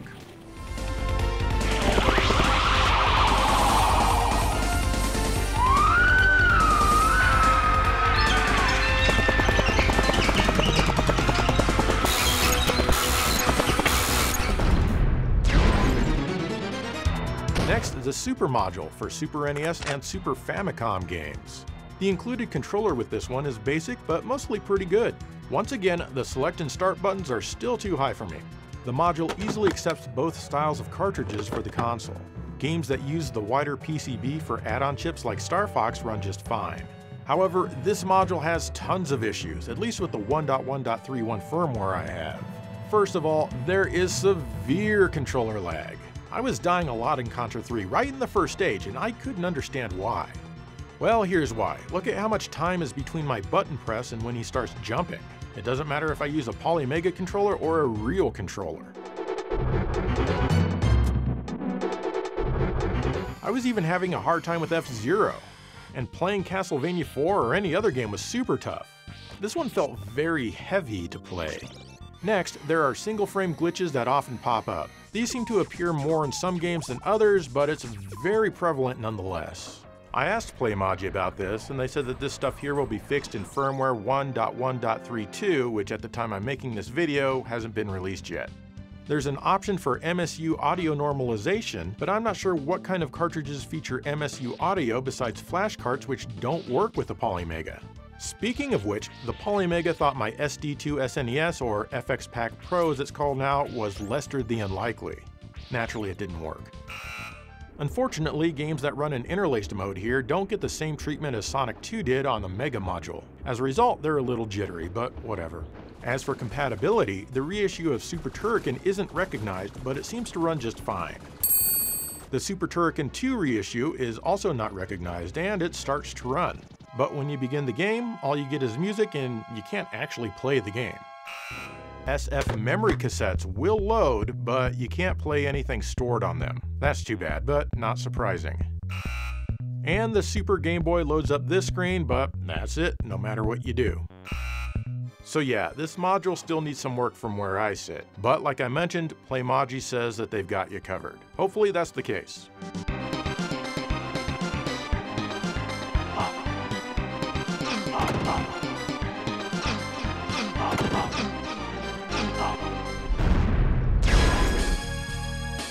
Lastly, we have the Ultra module, which is for Nintendo 64 games. This is also currently the newest module available. The included controller is actually pretty cool. I love how the analog stick feels, though some people might think it's a bit too loose. The D-pad feels okay. I was having a good time using it until I tried to slide left and right in F-Zero X. In order to do this, you need to have your index fingers kind of catty-wonkus on top of the controller since Z slides you left and R slides you right. I had to revert to using a real Nintendo 64 controller, at least for this game. This emulator looks even blurrier than I'm used to from the Nintendo 64. There are no options for turning the anti-aliasing off or anything like that. Again, these emulators are pretty basic. F-Zero X played great, but I did get a freeze and an audio hiccup in the race completion screen. I don't have many real Nintendo 64 cartridges, and of course the EverDrive doesn't work, so my experience with this module will be limited. Anyway, next I popped in Pilot Wings 64. Hey now, that's looking pretty smooth. In fact, the game seems to run at twice the frame rate as it does on a real Nintendo 64. This was quite a pleasant surprise for me. Next up, I tried Zelda Ocarina of Time. Oh man, there are tons of audio drops along with the occasional freeze here in this one. That's pretty messed up. Of course, my save files didn't transfer over to the Polymega, so I have to show the boring first town. Enough of this. Super Mario 64 seems to run well enough, though it does have the occasional audio dropout sometimes. And then we check out my favorite Nintendo 64 game, Wave Race 64. It runs okay. It of course features some of the exciting audio drops. But the controls here feel pretty laggy. Look at me navigating the menu. Now look at me navigating it on a real Nintendo 64. Lastly, I tried the indie release Xenocrisis and it doesn't work at all. Overall, this module needs some more work as well. Supposedly, changing out the Polymega CPU with a better one will fix the audio dropout issue. Hopefully they can fix this without people having to do that, because that would be ridiculous.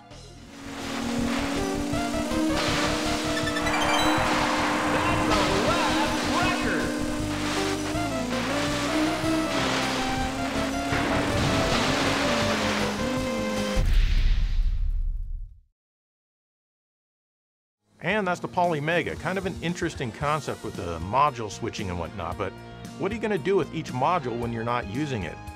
Could lead to some clutter pretty fast.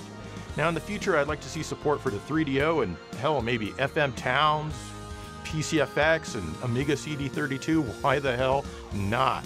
And hopefully they get those fixes out pretty soon, but maybe the Polymega is something that works for you. Hopefully this video helps you decide yay or nay. So what do you think about the Polymega? Let me know. In the meantime, thank you for watching GameSat.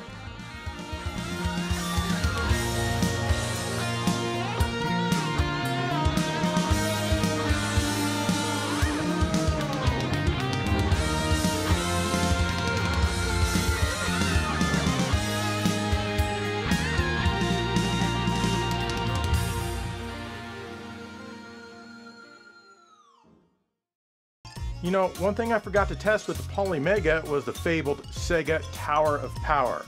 So let's test that right now, starting with the 32X. You know what?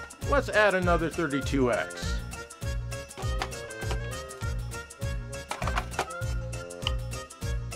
The Sega Genesis Power-Based Converter.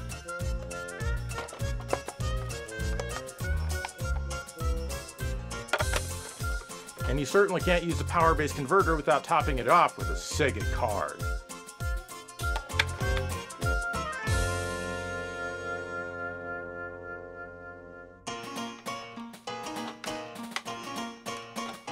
Alright, let's power this baby up and see if it works.